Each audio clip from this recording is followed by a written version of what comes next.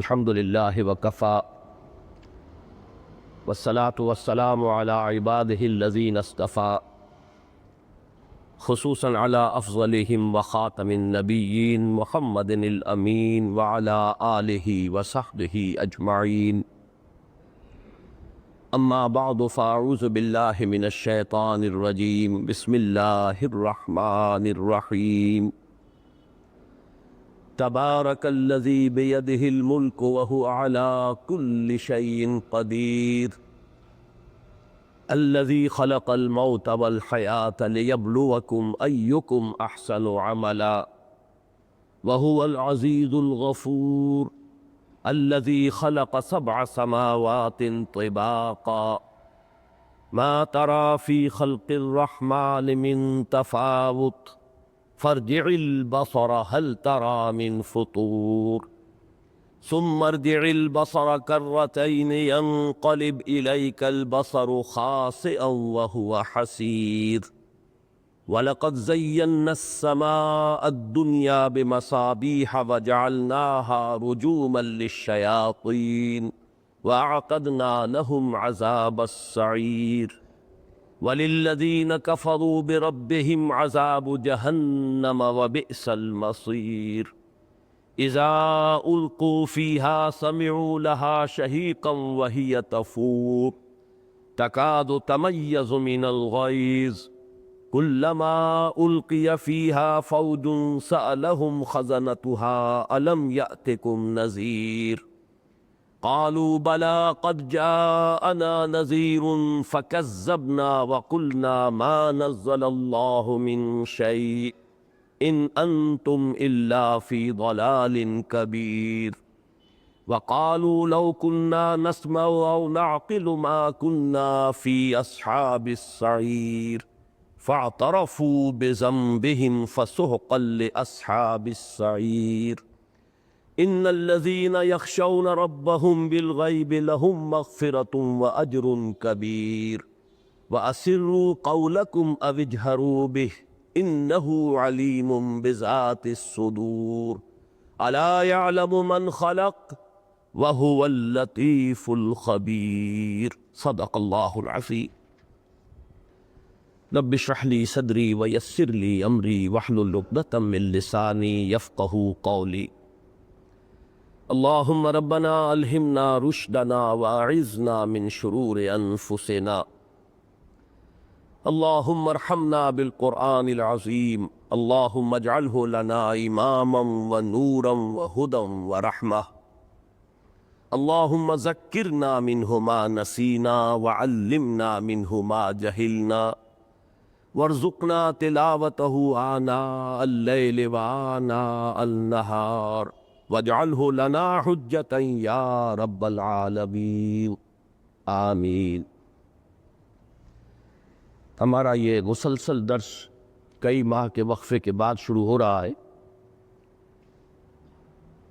اور چونکہ آج مکی اور مدنی سورتوں کے جو 7 گروپ قرآن مجید میں ہیں، ان میں سے آخری اور 7واں گروپ شروع ہو رہا ہے، اس اعتبار سے چند باتیں مجھے آج پھر دہرانی ہوں گی۔ قرآن مجید میں سورتوں کی جو تقسیم ہے منزلوں کی شکل میں اور گروپوں کی صورت میں، اس کے بارے میں۔ قرآن مجید کی کل 114 صورتیں ہیں، اور ان کی ایک تقسیم تو بہت قدیم ہے، دور صحابہ سے رضی اللہ تعالی عنہم ان کا ذکر ہمیں ملتا ہے، اور وہ ہے منزل تلاوت کے لیے، کہ ایک منزل روزانہ انسان تلاوت کر لے تو ایک ہفتے میں قرآن مجید ختم ہو جائے۔ اس میں یہ نہیں ہے کہ صفحے گن کر برابر 7 حصوں میں تقسیم کیے گئے ہوں، بلکہ مکمل صورتیں ہیں، لیکن یہ کہ ایک بہت ہی ایک ترتیب اس میں قائم ہوئی ہے کہ سورہ فاتحہ کو اگر الگ کر لیا جائے کہ وہ پورے قرآن مجید کے لیے ایک نہایت جامع مقدمے کی حیثیت رکھتی ہے، تو اس کے بعد سے تقسیم یہ ہے کہ پہلی منزل میں 3 صورتیں ہیں، دوسری میں 5 ہیں، تیسری میں 7 ہیں، چوتھی میں 9 ہیں، پھر 11 ہے، پھر 13 ہے، یوں سمجھئے کہ یہ بڑھتا چلا جا رہا ہے، سیڑھی جو ہے بڑے ہی ایک حساب سے بڑھ رہی ہے۔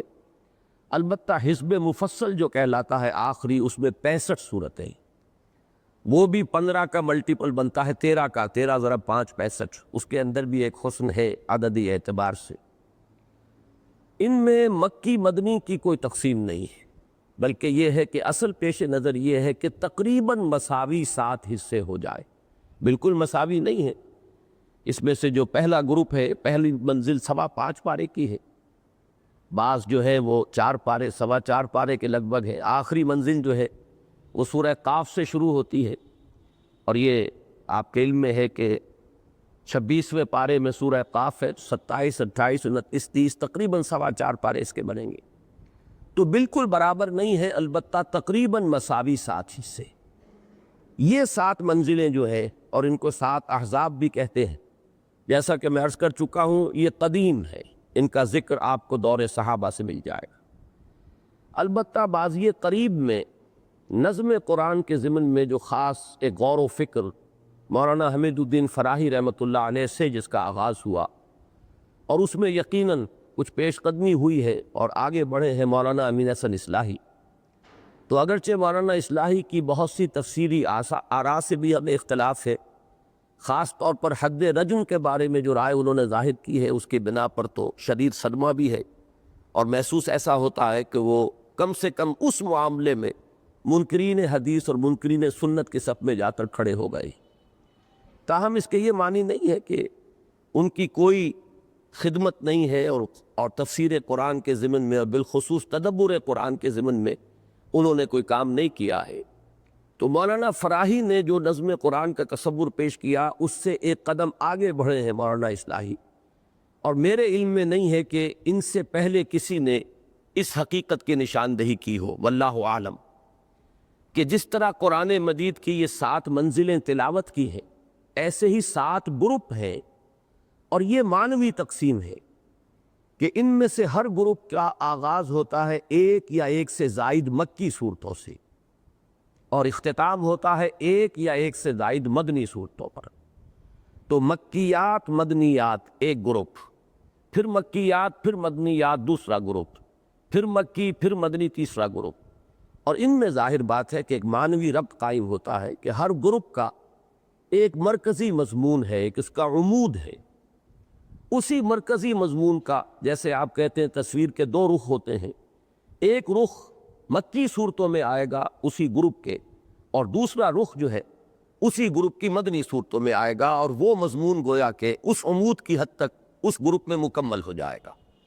اب میں زیادہ تفصیل میں اس وقت نہیں جا رہا ہوں، صرف یہ بات نوٹ کر لیجئے کہ پہلا اور آخری گروپ جو ہے اس کے مابین ایک عجیب عکسی نسبت ہے، ریسیپروکل ریشو ہے، کہ پہلے گروپ میں مکی صورت صرف ایک سورہ فاتحہ، بہت چھوٹی ہے حجم کے اعتبار سے، اگرچہ معنوی اعتبار سے وہ پورے قرآن مجید کے بھی مساوی اسے قرار دیا جا سکتا ہے، اساس القرآن، ام القرآن، اور حضرت ابی ابن کعب رضی اللہ تعالیٰ عنہ سے جو روایت مروی ہے اس کے مطابق تو حضور نے خود اس کو قرار دیا ہے، والقرآن العظیم، جو سورہ حجر میں آیت آئی ہے، وَلَقَدْ آتَيْنَاكَ سَبْعًا مِّنَ الْمَثَانِي وَالْقُرْآنَ الْعَظِيمَ، تو حضور نے فرمایا یہی 7 مثانی ہے، یہی قرآن عظیم ہے۔ تو اپنی جگہ وہ معنویت کے اعتبار سے اس کی جو عظمت ہے وہ مسلم ہے، لیکن یہ کہ حجم کے اعتبار سے بہت ہی مختصر، جبکہ 4 طویل ترین مدنی صورتیں، سورہ بقرہ، سورہ آل عمران، سورہ نساء، سورہ مائدہ، 6.25 پارے کے لگ بھگ جو ہے یہ مدنیات ہیں۔ اب بالکل یہ نسبت جو ہے اس آخری گروپ میں آ کر اب یہ عکسی ہو گئی ہے، ریسیپروکل ہے، نسبت الٹی ہو گئی ہے، کہ اس گروپ کے اندر 48 صورتیں شامل ہیں۔ یہ نوٹ کر لیجئے کہ تلاوت کا جو آخری منزل والا معاملہ ہے، آخری منزل وہ سورہ قاف سے شروع ہو جاتی ہے، اس میں گروپ 2 ہیں، سورہ قاف سے لے کر سورہ واقعہ تک مکی صورتیں، سورہ حدید سے سورہ تحریم تک 10 صورتیں مدنی، یہ ہم پڑھ چکے ہیں، یہ ایک گروپ مکمل ہو گیا، یہ 6واں گروپ ہے، اور 7واں گروپ یہاں سے شروع ہو رہا ہے سورہ ملک سے، اور سورۃ الناس پر ختم ہوگا۔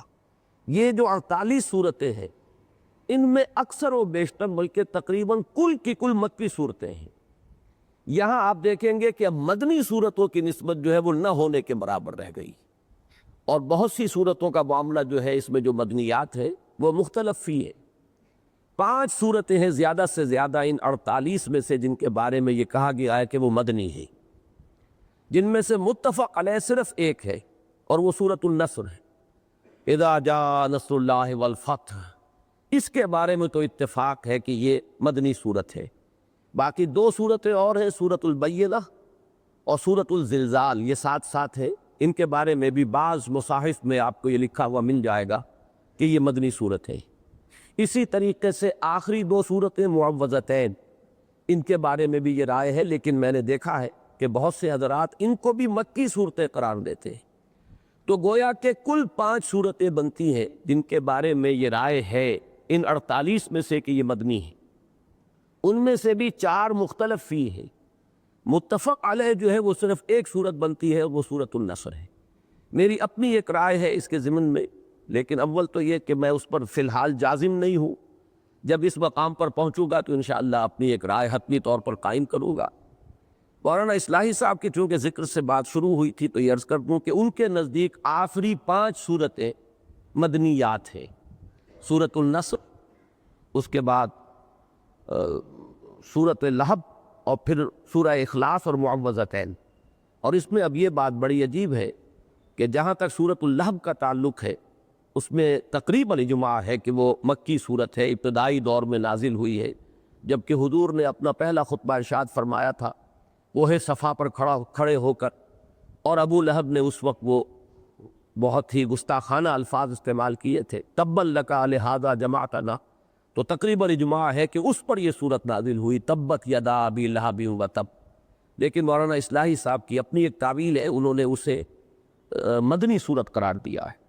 تو بہرحال میں ابھی اپنی رائے جو ہے جیسا کہ میں نے عرض کیا آپ کے سامنے پیش نہیں کر رہا، اس وقت صرف یہ بیان کرنا مقصود تھا کہ پہلے گروپ اور آخری گروپ میں یہ ریسیپروکل ریشو ہے، عکسی نسبت ہے، کہ پہلے گروپ میں تقریباً تمام صورتیں 6.25 پارہ اور یہ مدنیات پر مشتمل ہے، اور مکی صورت صرف سورہ فاتحہ ہے۔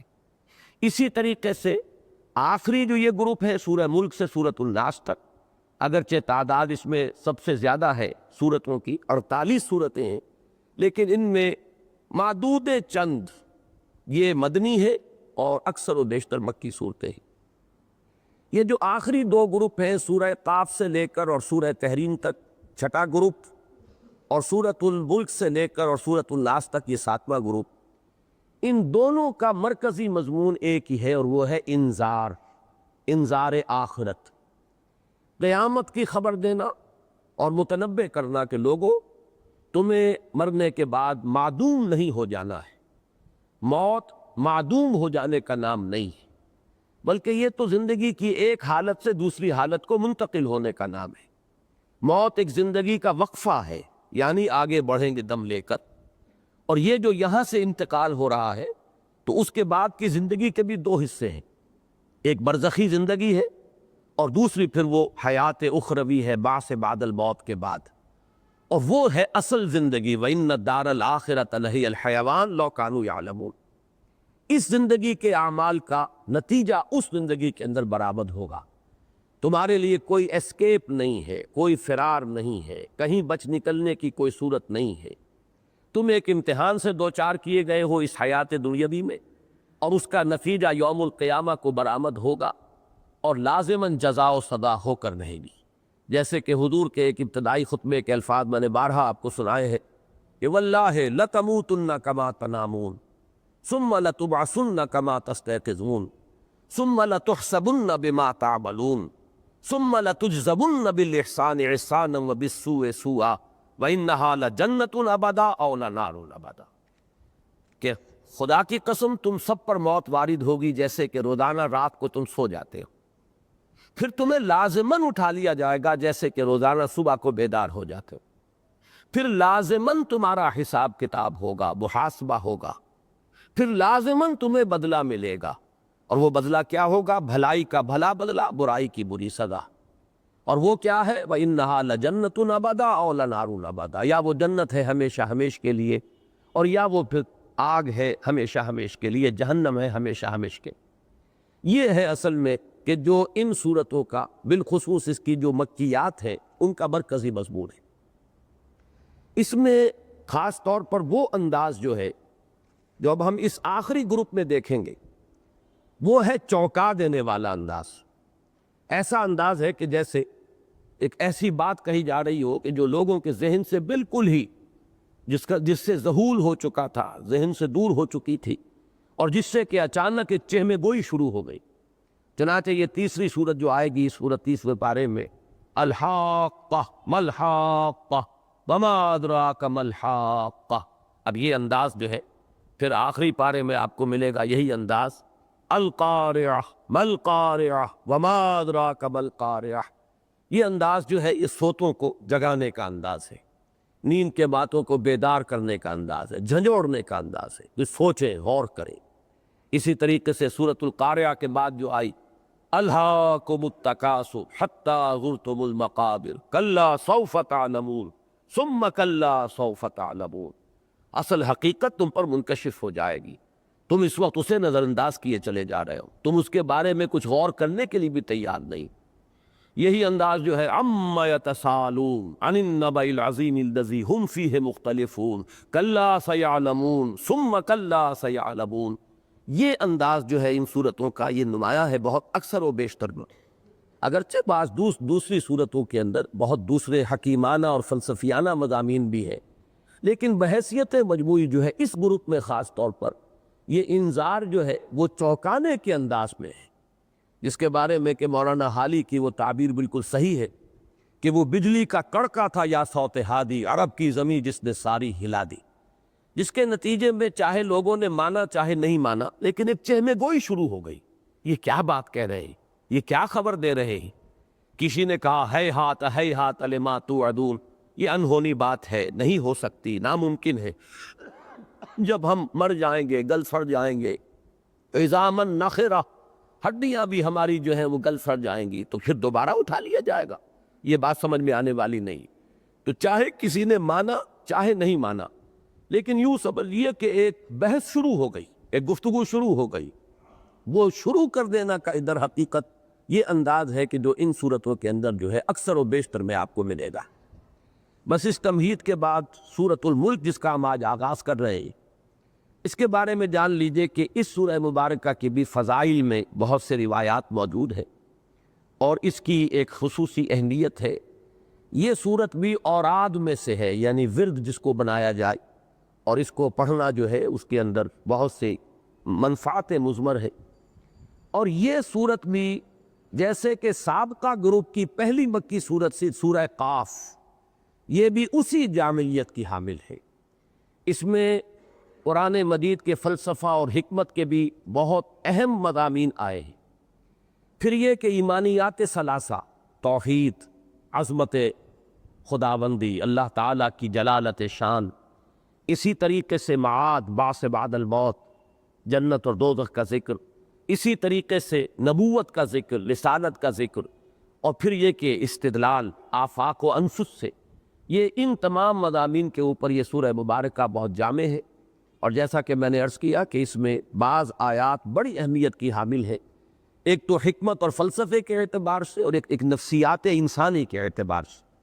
بہرحال اب ہم اللہ کا نام لے کر اس سورہ مبارکہ کا ہم تسلسل کے ساتھ مطالعہ شروع کر رہے ہیں۔ تبارک الذی بیدہ الملک، پہلا لفظ جو ہے تبارکہ، بہت بابرکت ہے۔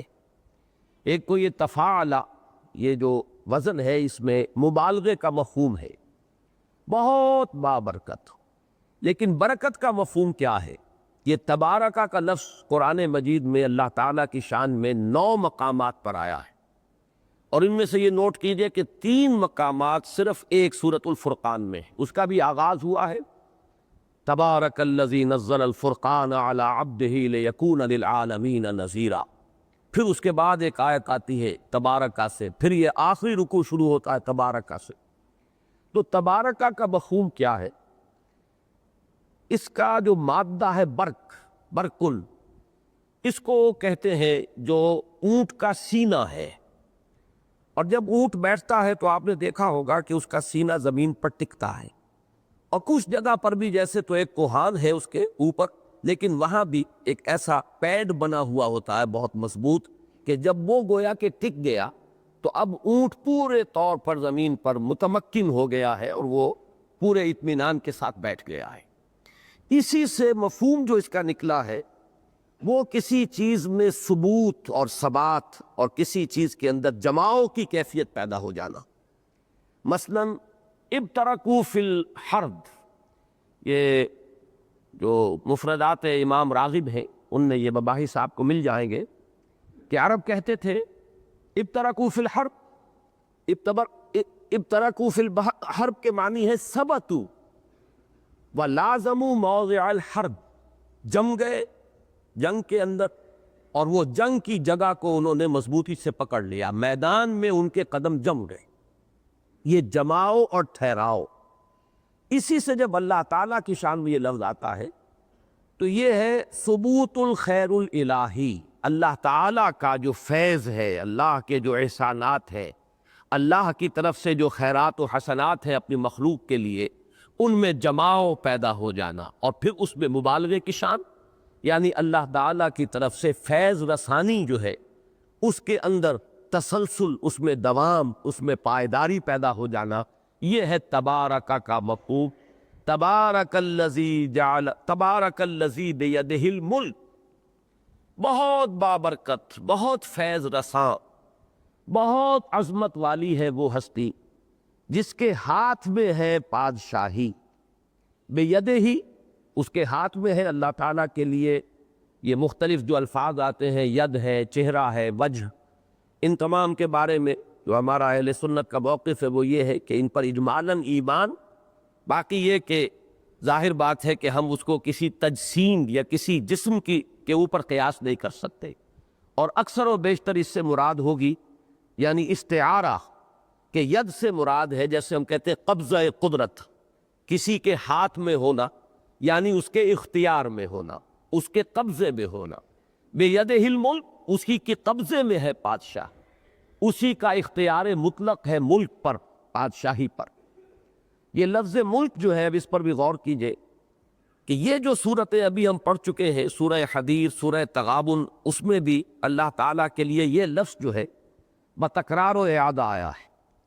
سورہ حدید کی ابتدائی 6 آیات آپ کو یاد ہوگا، ہم نے بہت تفصیل کے ساتھ ان کا مطالعہ کیا، اور ذات و صفات باری تعالیٰ کے ضمن میں میری ایک ذاتی رائے ہے جو میں نے بارہا عرض کی ہے کہ عظیم ترین اور جامع ترین مقام جو ہے وہ سورہ حدید کی پہلی 6 آیات پر مشتمل ہے۔ اس میں بھی 2 مرتبہ لہو ملک السماوات والارض، دوسری آیت میں لہو ملک السماوات والارض یحیی و یمیت وہو علی کل شیء قدیر، اور پھر اختتام پر آتا ہے لہو ملک السماوات والارض وإلی اللہ ترجع الامور۔ بلکہ ادھر سے بھی سمجھیے کہ یہ دوسری آیت ہے، وہ جو دوسری آیت آئی ہے وہ آخر سے لاسٹ بٹ 1 ہے، لیکن 6 آیتوں میں 2 مرتبہ اللہ تعالیٰ کے لیے اس شے کا اس بات کہ حکومت اور اختیار، اس کائنات کا کل اختیار، اس کی کل بادشاہی ڈی فیکٹو بھی ڈی جیورے بھی اللہ تعالیٰ کے ہاتھ میں ہے۔ اسی طریقے سے سورہ تغابن میں لہ الملک ولہ الحمد وہو علی کل شیء قدیر، اور اس ملک کے ساتھ علی کل شیء قدیر کی خصوصی مناسبت ہے۔ وہ بادشاہت کے جو جس میں کہیں عجز ہو، بادشاہ اگر کمزور ہو گیا ہو تو ظاہر بات ہے کہ بادشاہی میں خلل پیدا ہو جائے گا، پھر وہاں فساد رونما ہو جائے گا۔ تو اس کے ساتھ اللہ تعالیٰ کی قدرت تامہ اور قدرت کاملہ، لہ الملک ولہ الحمد وہو علی کل شیء قدیر۔ سورہ حدید میں بھی فرمایا لہ ملک السماوات والارض یحیی و یمیت وہو علی کل شیء قدیر، بالکل اسی کے ساتھ مناسبت اس آیہ مبارکہ کی ہے، تبارک الذی بیدہ الملک وہو علی کل شیء قدیر۔ بہت بابرکت، بڑی عظمت والی، بہت فیض رساں ہے وہ ہستی جس کے قبضے میں ہے کل بادشاہی، اور وہ ہر شے پر قادر ہے، کوئی شے اس کی قدرت سے باہر نہیں۔ یہ بات میں عرض کر چکا ہوں بارہا، اس وقت میں صرف اجمالاً ہی اس کی طرف اشارہ کر سکتا ہوں کہ اللہ تعالیٰ کی معرفت کو اگر ہم دو حصوں میں تقسیم کریں تو ایک معرفت ذات ہے، ایک معرفت صفات ہے۔ معرفت ذات ہمارے دائرے سے خارج ہے، وراء الورا ثم وراء الورا ثم وراء الورا، اس کے بارے میں ہم کوئی تصور کر ہی نہیں سکتے۔ ہماری قوت فکریہ، قوت متخیلہ، قوت متصورہ، یہ سب کی سب جو ہے وہ عاجز ہے۔ اے برو از وہم و قیل و قال من، بات ختم ہوتی۔ سارا اب ہمارا جو ہے انحصار وہ ہے اللہ تعالیٰ کے اسماء و صفات کی معرفت۔ چنانچہ یہی الفاظ آئے ہیں ایمان مجمل میں، آمنت باللہ کما ہوا باسمائہ و صفاتہ۔ یہی ہمارے پاس کل جو ہے ہماری رسائی ہو سکتی ہے تو اللہ تعالیٰ کی صفات اور اسماء۔ اب ان صفات اور اسماء میں سے دو صفات ہیں اہم ترین، جس کا قرآن مجید میں نہایت کثرت کے ساتھ ذکر ہوا ہے، قدرت اور علم۔ اور اکثر و بیشتر جہاں اللہ تعالیٰ کی ذات و صفات کا بیان ہوا ہے، ابتدا میں صفت قدرت کا ذکر اور اختتام پر صفت علم کا ذکر۔ سورہ حدید کا چونکہ میں نے ابھی حوالہ دیا ہے، ان 6 آیات میں بھی دیکھیے کہ ابتدا میں پہلی آیت میں وَهُوَ عَلَىٰ كُلِّ شَيْءٍ قَدِيرٌ، اور اس کے بعد اختتام کیا ہوتا ہے؟ وَهُوَ عَلِيمٌ بِذَاتِ الصُّدُورِ، وہ سینوں کے اندر جو راز مخفی ہے اور دفن ہے، جو ارادے اور نیتیں ہیں، ان سب کا بھی جاننے والا ہے۔ اسی طریقے سے سورہ تغابن میں شروع میں فرمایا یسبح للہ ما فی السماوات و ما فی الارض لہ الملک و لہ الحمد وہو علی کل شیء قدیر، اور چوتھی آیت کل کی کل مشتمل ہے اللہ تعالیٰ کی صفت علم پر، یعلم ما فی السماوات والارض ویعلم ما تسرون وما تعلنون واللہ علیم بذات الصدور۔ بالکل وہی نسبت آپ کو اس رکوع میں نظر آئے گی جو آج ہم پڑھ رہے ہیں۔ شروع میں وَهُوَ عَلَىٰ كُلِّ شَيْءٍ قَدِيرٌ، اور اختتام پر اس رکوع کے وَهُوَ اللَّطِيفُ الْخَبِيرُ أَلَا يَعْلَمُ مَنْ خَلَقَ وَهُوَ اللَّطِيفُ الْخَبِيرُ، بلکہ اس سے پہلے کی آیت وَأَسِرُّوا قَوْلَكُمْ أَوِ اجْهَرُوا بِهِ إِنَّهُ عَلِيمٌ بِذَاتِ الصُّدُورِ۔ تو یہ نسبت وہی ہے کہ آغاز اللہ تعالیٰ کی صفت قدرت کے بیان سے، اختتام اللہ تعالیٰ کی صفت علم کے بیان سے۔ ان دونوں کی اہمیت جو ہے وہ در حقیقت معاد سے متعلق ہے، کہ معاد کے ضمن میں، باس بعد الموت کے ضمن میں، جزا و سزا کے ضمن میں، حساب کتاب کے ضمن میں جو وسوسے ذہن انسانی میں آتے ہیں، وہ پہلا وسوسہ وہ ہے جس کا علاج ہوگا اللہ تعالیٰ کی صفت قدرت کے اوپر یقین۔ یعنی وسوسہ یہ ہے کیسے ہوگا، مر جائیں گے، گل سڑ جائیں گے، ہماری ہڈیاں بھی نہیں ہوں گی۔ اور جیسا کہ میں نے بارہا کہا ہے کہ آج کا کوئی نوجوان جس نے تھوڑی سی فزکس پڑھ لی ہو، کیمسٹری پڑھ لی ہو، وہ کہے گا کہ وہ تو ان کے ایٹمز بھی جو ہے وہ تحلیل ہو چکے ہوں گے، یا ان کے پروٹونز اور نیوٹرونز بھی نہ معلوم کہاں سے کہاں جا چکے ہوں گے، اب کہاں ان کو دوبارہ پیدا کیا جا سکے گا۔ اس کا علاج ہے اللہ تعالیٰ کی صفت قدرت کا مراقبہ کرنا، وَهُوَ عَلَىٰ كُلِّ شَيْءٍ قَدِيرٌ۔ اگر اس کا مراقبہ ہوگا تو یہ وسوسہ ختم ہو جائے گا، اس کی بنیاد، اس کی جڑ کٹ جائے گی۔ اسی طریقے سے دوسرا وسوسہ یہ آتا ہے، کہاں اللہ کے علم میں یہ ساری ڈیٹیلز ہوں گی؟ ایک انسان پوری عمر میں جو عمل کرتا ہے، ایک دن میں کیا کیا اس کے اعمال ہیں، کیا کیا خیالات اس کے ذہن میں آ رہے ہیں، کیا کیا وسوسے آ رہے ہیں، کیا کیا وہ اپنی جو ہے منصوبہ بندیاں کر رہا ہے، کہاں یہ تمام چیزیں ریکارڈ میں ہوں گی، کہاں علم میں ہوں گی؟ اب اس کا جواب ہے اللہ تعالیٰ کے صفت علم، یعلم ما فی السماوات والارض ویعلم ما تسرون وما تعلنون واللہ علیم بذات الصدور۔ جیسے کہ سورہ لقمان میں بھی فرمایا، حضرت لقمان کی جو نصیحت تھی اپنے بیٹے کو کہ یا بنی انہا ان تک مثقال حبۃ من خردل فتکن فی صخرۃ او فی السماوات او فی الارض یأت بها اللہ ان اللہ لطیف الخبیر۔ تو اللہ تعالیٰ نہایت باریک بین ہے، باخبر ہے، کوئی شے اس کے علم سے باہر نہیں ہے، ہر شے اس کے علم میں۔ جیسے ایک جگہ فرمایا ولا رطب ولا یابس، نہ کوئی تر ہے شے نہ کوئی خشک ہے مگر اس کے علم میں ہے۔ یہاں تک کہ کوئی پتا درخت سے نہیں گرتا، کوئی ظلمات البر والبحر کے اندر کوئی شے نہیں ہے کہ جو گرتی ہو یا حرکت کرتی ہو مگر اس کے علم میں ہے۔ تو یہ سارا ایمفیسس جو ہے اللہ تعالیٰ کی صفت علم پر، اس کا بھی براہ راست تعلق معاد کے ساتھ ہے۔ یہی وجہ ہے کہ اس سورہ مبارکہ کے بھی آغاز میں اللہ تعالیٰ کی صفت قدرت کا ذکر ہے، اور اس رکوع کا اختتام پھر اللہ تعالیٰ کی صفت علم پر ہوگا۔ تبارک الذی بیدہ الملک وہو علی کل شیء قدیر الذی خلق الموت والحیات لیبلوکم ایکم احسن عملا۔ میں نے تمہید میں جو 2 مرتبہ الفاظ کہے کہ اس سورہ مبارکہ میں فلسفہ و حکمت قرآنی کے بہت اہم بعض مضامین ہیں، تو یہ دوسری آیت جو ہے یہ در حقیقت فلسفے سے اور حکمت قرآنی سے بہت گہری نسبت رکھنے والی ہے، اس لیے کہ زندگی کا معال کیا ہے، یہ زندگی کی حقیقت کیا ہے۔ پہلی بات یہ زندگی کا آغاز و اختتام کیا ہے، پھر یہ کہ یہ زندگی جو ہمارے نزدیک گویا کہ اکثر و بیشتر ہم زندگی اسی کو قرار دے دیتے ہیں، اس زندگی کا مقصد کیا ہے، اس کی اصل غرض و غایت کیا ہے۔ تو یہ ہے اصل میں وہ بنیادی فکر سے متعلق اور فلسفے سے متعلق مسائل کہ جن کو اس آیہ مبارکہ کے اندر ڈیل کیا گیا۔ پہلی چیز جو بڑی اہم ہے، هو الذی خلق الموت والحیات، جس نے پیدا کیا، تخلیق فرمایا ہے موت کو بھی اور حیات کو بھی۔ اب یہاں پر جہاں تک حیات کا ہمارا تاثر ہے، تصور ہے، وہ تو یہ ہے کہ یہ ایک مثبت وجودی حقیقت ہے، لیکن موت کے بارے میں ایک مغالطہ ذہنوں میں بیٹھا ہوا ہے۔ بالعموم اس کا بارے میں ذہنوں میں یہ خیال ہے کہ موت معدوم ہو جانے کا نام، چنانچہ بعض جگہ پر تو آپ اکثر و بیشتر تراجم میں بھی دیکھیں گے کہ جیسے قرآن مجید میں سورہ بقرہ کے 3 رکوع میں جو آیت آئی کیف تکفرون باللہ وکنتم امواتا فاحیاکم ثم یمیتکم ثم یحییکم، وہاں بھی آپ دیکھیں گے کہ موت مقدم، حیات اس کے بعد، لیکن یہ کہ اس موت کے بارے میں اکثر لوگوں کا مغالطہ ہے کہ گویا کہ معدوم کے معنی میں ہم اسے لے رہے ہیں کہ تم معدوم تھے پھر تمہیں اللہ نے زندہ کیا ہے۔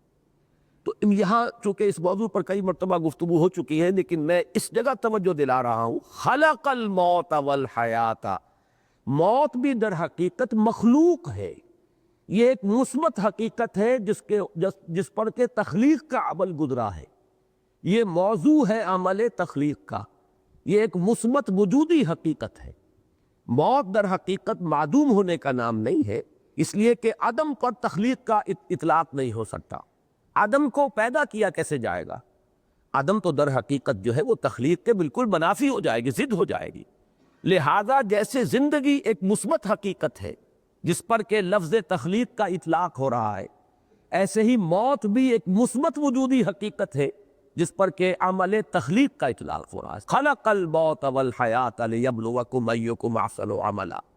اب اس میں دیکھیے کہ جہاں تک اس موت کا تعلق ہے جو ہماری اس زندگی کے بعد آنے والی ہے، اس کے بارے میں تو ہمیں یقین کے ساتھ معلوم ہے کہ وہ معدوم ہونے کی بات نہیں، وہ تو ہمارے ایمان کے بنیادی آرٹیکل آف فیتھ جنہیں کہا جائے گا اس میں شامل ہے، اس لیے کہ موت معدوم ہونے کا نام نہیں ہے، بلکہ موت تو در حقیقت ایک کیفیت سے دوسری کیفیت کو منتقل ہونے کا نام ہے۔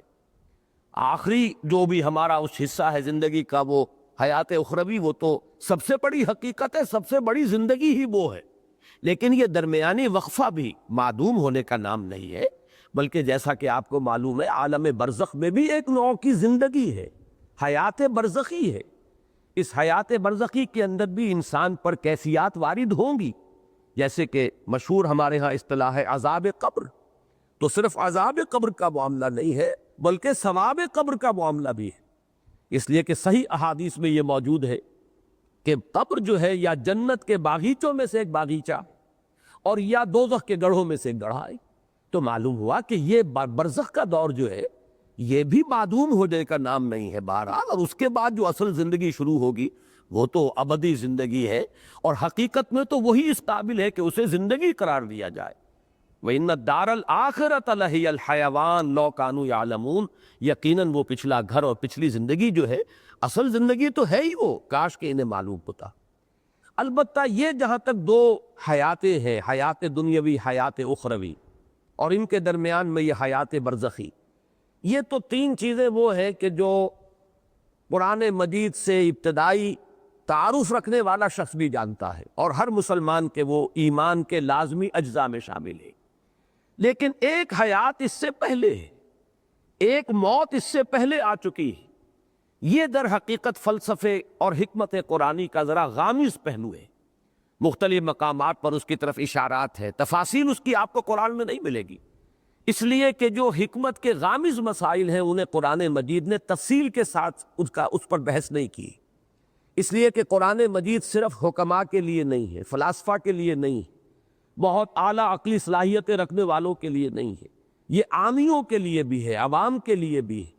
لہذا اس میں زیادہ تر بحث کی گئی ہے تفصیل کے ساتھ انہی چیزوں پر کہ جو سب کے ذہن کی گرفت میں آ جائیں، سب کے علم کی سطح تک رسائی جو ہے ان چیزوں کی ہو جائے، اور باقی چیزیں جو ہیں کہ جو زیادہ غامض ہیں، دقیق ہیں، فلسفیانہ حقائق ہیں، ان کے طرف صرف اشارے، اس لیے کہ ان کو ظاہر بات ہے کہ ان سے دلچسپی رکھنے والے عقلاء اور حکماء ہوں گے، اور عاقلانہ اشارہ کافی است، عاقلوں کے لیے ظاہر بات ہے کہ اشارہ کافی ہے۔ وہ جب وہاں سے گزریں گے وہ ڈیرا لگا کر بیٹھ جائیں گے، جیسے کہ میں نے ابھی آیت آپ کو سنائی، کیف تکفرون باللہ وکنتم امواتا فاحیاکم ثم یمیتکم ثم یحییکم ثم الیہ ترجعون۔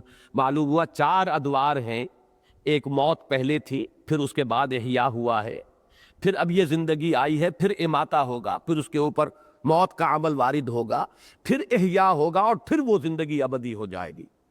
لیکن یہ مضمون جو ہے اپنی کلائمیکس میں جو سامنے آیا ہے وہ سورہ غافر یا سورہ مومن، یہ 2 نام ہیں سورہ مبارکہ کے، اس کی جو آیت ہے، اور میں نے سن 66 میں ایک مضمون لکھا تھا حقیقت زندگی کے عنوان سے، جو پہلے ہفت روزہ الاعتصام میں چھپا، پھر میثاق میں چھپا، پھر حکمت قرآن میں چھپا، میں بار بار، چونکہ وہ میری بہت ہی محبوب تحریروں میں سے ہے، پہلی مرتبہ اس میں نے اس آیت مبارکہ کی طرف اشارہ کیا، اور مولانا عبدالغفار حسن صاحب کا مدینہ میں اس وقت تھے، مدینہ منورہ میں یونیورسٹی میں پڑھاتے تھے، وہاں سے مجھے خط آیا کہ یہ پہلی مرتبہ تم نے اشارہ کیا ہے، اور ایک بہت بڑی علمی حقیقت ہے کہ جو ہاتھ آئی ہے، ان کا وہ تحسین کا خط میں نے شائع بھی کیا تھا میثاق میں، وہ آیہ مبارکہ جس میں صراحت کے ساتھ 2 اماتیں اور 2 احیاء، اہل جہنم کی فریاد آئی ہے ان الفاظ میں کہ وہ جہنمی اللہ تعالیٰ سے فریاد کریں گے، ربنا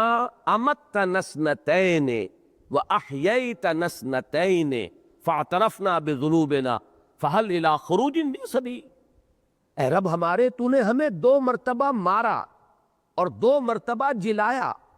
یہاں خاص طور پر جو نوٹ کرنے کی بات ہے وہ ہے احیاء کے معنی زندہ کرنا، اماتہ کے معنی مارنا۔ کسی شے کو مارنے کا مطلب یہ کہ پہلے وہ زندہ تھی، تب اس پر اماتہ ہوگا نا، اور اس کے بعد پھر وہ مردہ سے اس کو زندہ کیا جا رہا ہے۔ اور وہاں بھی آپ دیکھ رہے ہیں جیسے یہاں ہے خلق الموت والحیات، موت کو مقدم رکھا گیا ہے حیات پر، اسی طرح وہاں کنتم امواتا فاحیاکم ثم یمیتکم ثم یحییکم، دونوں مرتبہ موت مقدم ہے حیات پر، اور اسی طرح اس آیہ مبارکہ میں ربنا امتنا اثنتین واحییتنا اثنتین فاعترفنا بذنوبنا فہل الی خروج من سبیل، رب ہمارے، تو نے ہمیں 2 مرتبہ مارا اور 2 مرتبہ زندہ کیا، تو اب ہم نے اپنے گناہوں کا اعتراف کر لیا۔ یہ اس رکوع میں بھی وہ لفظ آیا ہے فاعترفوا بذنبہم، تو انہوں نے اعتراف کر لیا، وہ اعتراف کر لیں گے اپنے گناہ کا۔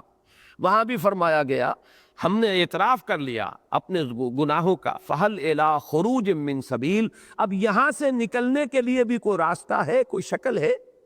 یعنی اگر 4-5 ہم پر مراحل آ چکے ہیں تو پروردگار ایک مرحلہ اور، یعنی جب اس طریقے سے 2 مرتبہ اماتہ ہو چکا، 2 مرتبہ احیاء ہو چکا، تو پھر یہ کہ کوئی ایک اور شکل ہو جائے، کوئی اور مہلت مل جائے، گویا کہ دلیل کے طور پر فہل الی خروج من سبیل کی جو استدعا ہے اس کی دلیل کے طور پر یہ لایا گیا، تو نے 2 مرتبہ ہمیں مارا، 2 مرتبہ جلایا، تو اب ایک مرتبہ اور ہمیں موقع عنایت ہو جائے۔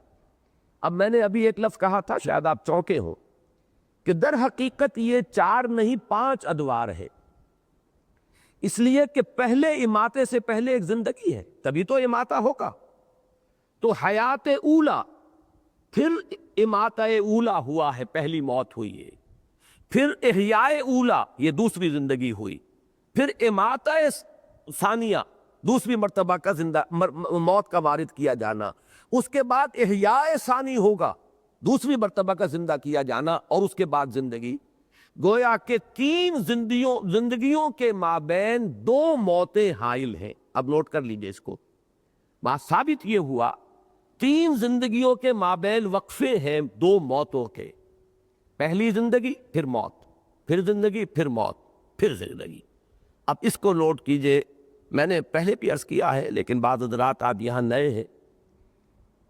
پہلی ہماری تخلیق ہوئی عالم ارواح میں، اس کے لیے لفظ تخلیق بھی مناسب نہیں ہے، ایجاد یا ابداع، اس لیے کہ حجت اللہ البالغہ جو بڑی مشہور معروف اور بڑی مارکۃ الآراء تصنیف ہے امام الہند شاہ ولی اللہ دہلوی رحمۃ اللہ علیہ کی، اس کا ابتدائی حصہ جو ہے وہ ان کے فلسفے پر مشتمل ہے، اور پہلا باب جو ہے اس میں افعال الہی، اللہ تعالیٰ کے تین بنیادی افعال پر بحث کی گئی۔ اللہ کے تین کام بنیادی ہیں۔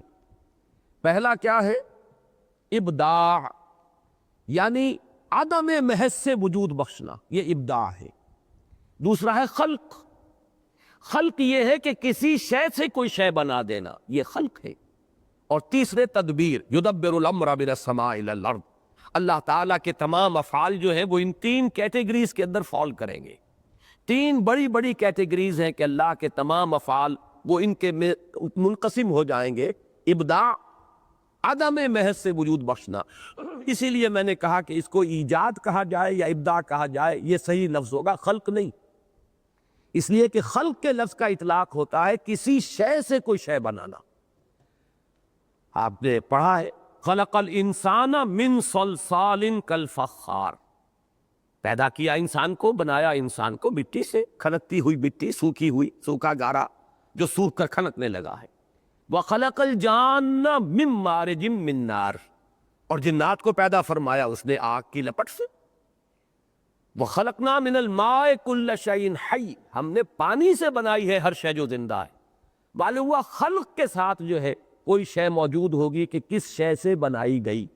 البتہ پہلا مرحلہ جو ہے ایجاد و ابداع وہ ہے کہ جس میں اس سے پہلے کوئی شے نہیں تھی، عدم بحث سے، انگریزی میں جسے کہتے ہیں کریشن ایکس نہیلو، عدم محض سے کریٹ کرنا، یہ ہے ایجاد و ابداع۔ پھر ایک شے سے دوسری شے، دوسری سے تیسری، پھر امتزاج ان کو جوڑ کر بنانا، ایک کی شکل بدل دینا، یہ ہے خلق۔ اور انہی کے مابین پھر اللہ تعالیٰ کے احکام، اس کے اوامر، یہ جو ہے ان کی تنفیذ ہوتی ہے، یہ ہے تدبیر۔ تو یہ تین بنیادی افعال ہے۔ میں نے اس کا ذکر اس لیے کیا کہ پہلی زندگی جو ہے اس کے لیے لفظ خلق موضوع نہیں ہے، وہ ہماری تخلیق اول جو ہے، وہ جو تخلیق اول ہے ہماری، وہ عالم ارواح میں ہوئی ہے، اور اس کے لیے ایجاد و ابداع کا لفظ مناسب ہوگا۔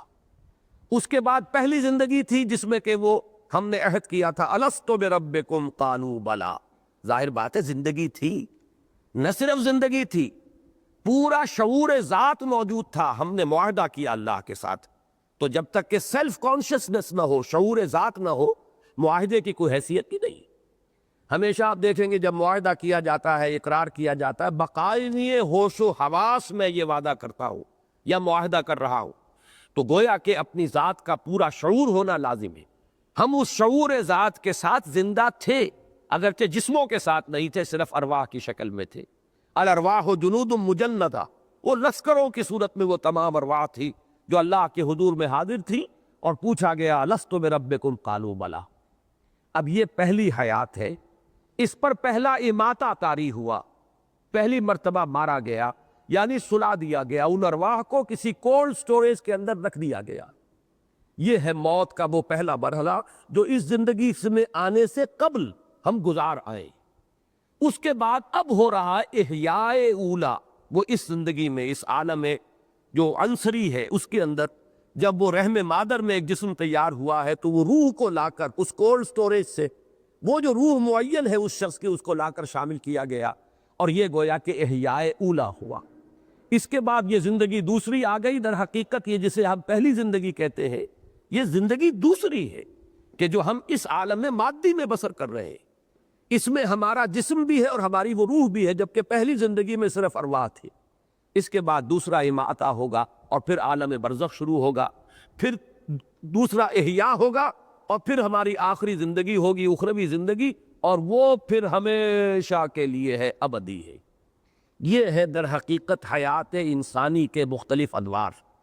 اب اس میں ذرا ایک بات میں اور ہمت اور جرأت کر کے عرض کر رہا ہوں، اس سے یہ تو ثابت ہوا ہے ہمارے ایمان کا جزو لازم کہ ہم ابدی ہیں، ہمیں کبھی ختم نہیں ہونا، اس لیے کہ اصل زندگی آخرت کی زندگی ہے اور وہ ابدی ہے، جنت میں ہو چاہے وہ جہنم میں ہو، وہ ابدی زندگی ہے۔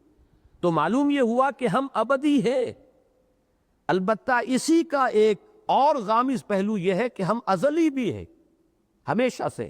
اب یہ ذرا بات آپ کو چونکانے کے لیے میں کہہ رہا ہوں، اس لیے کہ ہم علم خداوندی میں ہمیشہ سے ہیں۔ میرا جو بھی وجود ہے، میرا تشخص جو اس وقت ہے، علم خداوندی میں تو ہمیشہ سے ہے۔ اللہ کا علم جو ہے وہ حادث نہیں ہے، اللہ کا علم اس کی ذات کے ساتھ، جیسے کہ اس کی ذات قدیم ہے، اس کا علم بھی قدیم۔ کوئی شے جس کا وجود اس عالم میں کبھی ہونا ہوگا وہ علم خداوندی میں ازل سے موجود ہے، جس کو کہ ہمارے صوفیہ اور ہمارے متکلمین کہتے ہیں صور علمیہ۔ علم خداوندی میں یہ تمام صورتیں پہلے سے موجود ہیں، تو ہماری ایک پوٹینشل ایگزسٹنس جو ہے، پوٹینشل ہے، یہ بالقوہ وجود تھا ہمارا علم خداوندی میں، اور وہ ہمیشہ سے تھا۔ اس کے بعد ہمارا پہلا وجود عالم ارواح میں ہوا ہے، وہ ہمارا وجود خارجی ہے، اور اس کے بعد پھر ہمارا یہ وجود ہے جو مادی زندگی کے ساتھ ہو رہا ہے، مادی جسد کے ساتھ ہو رہا ہے۔ پھر ہمارا ایک اور وجود ہوگا اور وہ ابدی ہے۔ اب یہ ہے وہ چیزیں جس کے بارے میں میں نے عرض کیا کہ یہ وہ حقائق ہیں کہ جن میں سے حیات دنیاوی تو ہمارے سامنے کی شے ہے، ہمارے تجربے کی شے ہے، حیات اخروی وہ ہے جس کا جاننا لازم ہے اگر اس زندگی کو درست بسر کرنا ہے۔ لہٰذا ان پر تو تفصیل سے گفتگو ہوئی ہے، پوری بحث ہے، پوری شرح و بسط کے ساتھ ہے، لیکن یہ ابتدائی مراحل جو ہے یہ خالص علمی باتیں ہیں، یہ ایک حکمت کے وہ غامض مضامین ہیں کہ جن کو قرآن مجید نے بہت ہی اشارے صرف کر دیے ہیں، اس کے علاوہ یہ کہ ان پر تفصیلی بحث نہیں کی ہے، اور خود اس کا جو سبب ہے وہ میں بیان کر چکا ہوں، اس لیے کہ یہ حکمت و فلسفہ کے جو غامض مضامین ہیں ان کا تعلق ہے حکما سے، اور عاقلہ را اشارہ کافی است۔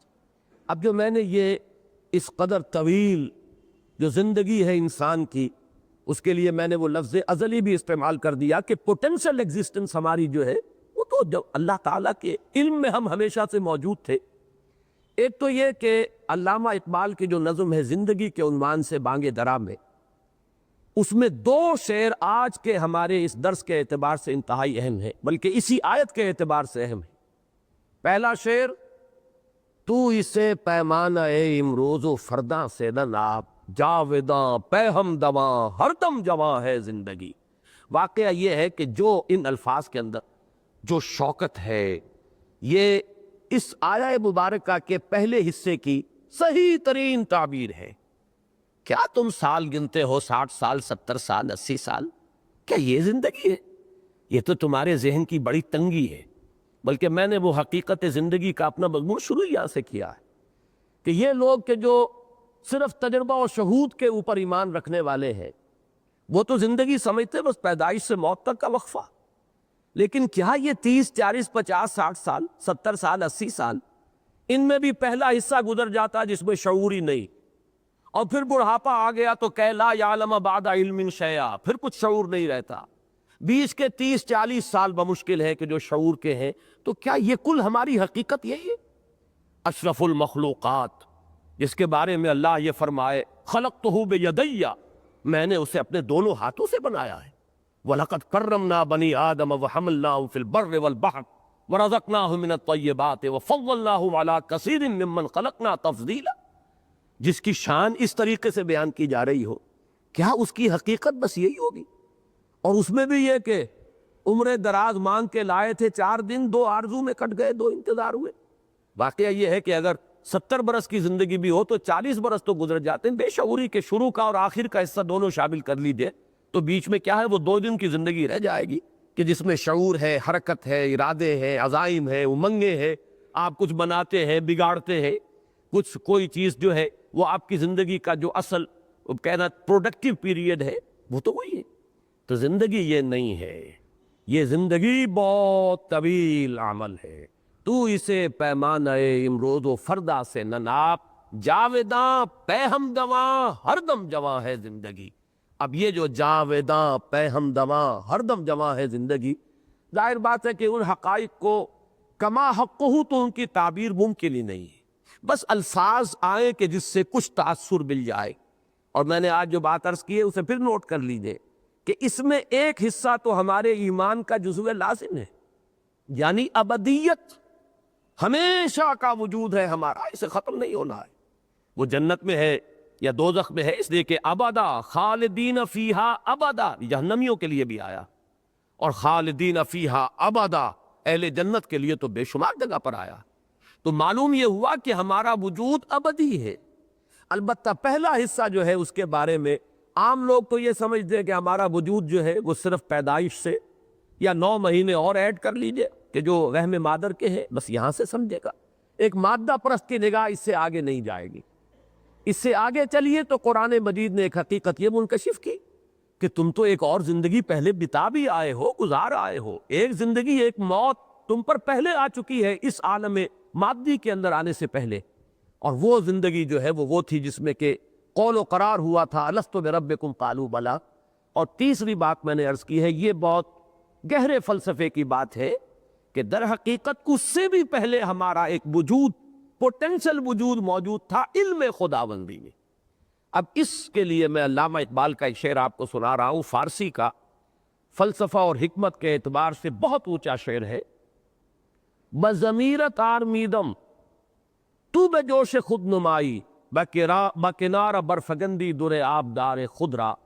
اللہ سے خطاب کر رہے ہیں کہ اللہ میں تو تیرے اندر، ضمیر کہتے ہیں کسی کی مخفی حقیقت، اندر کی شے، میں تیرے باطن میں بڑے آرام میں سو رہا تھا.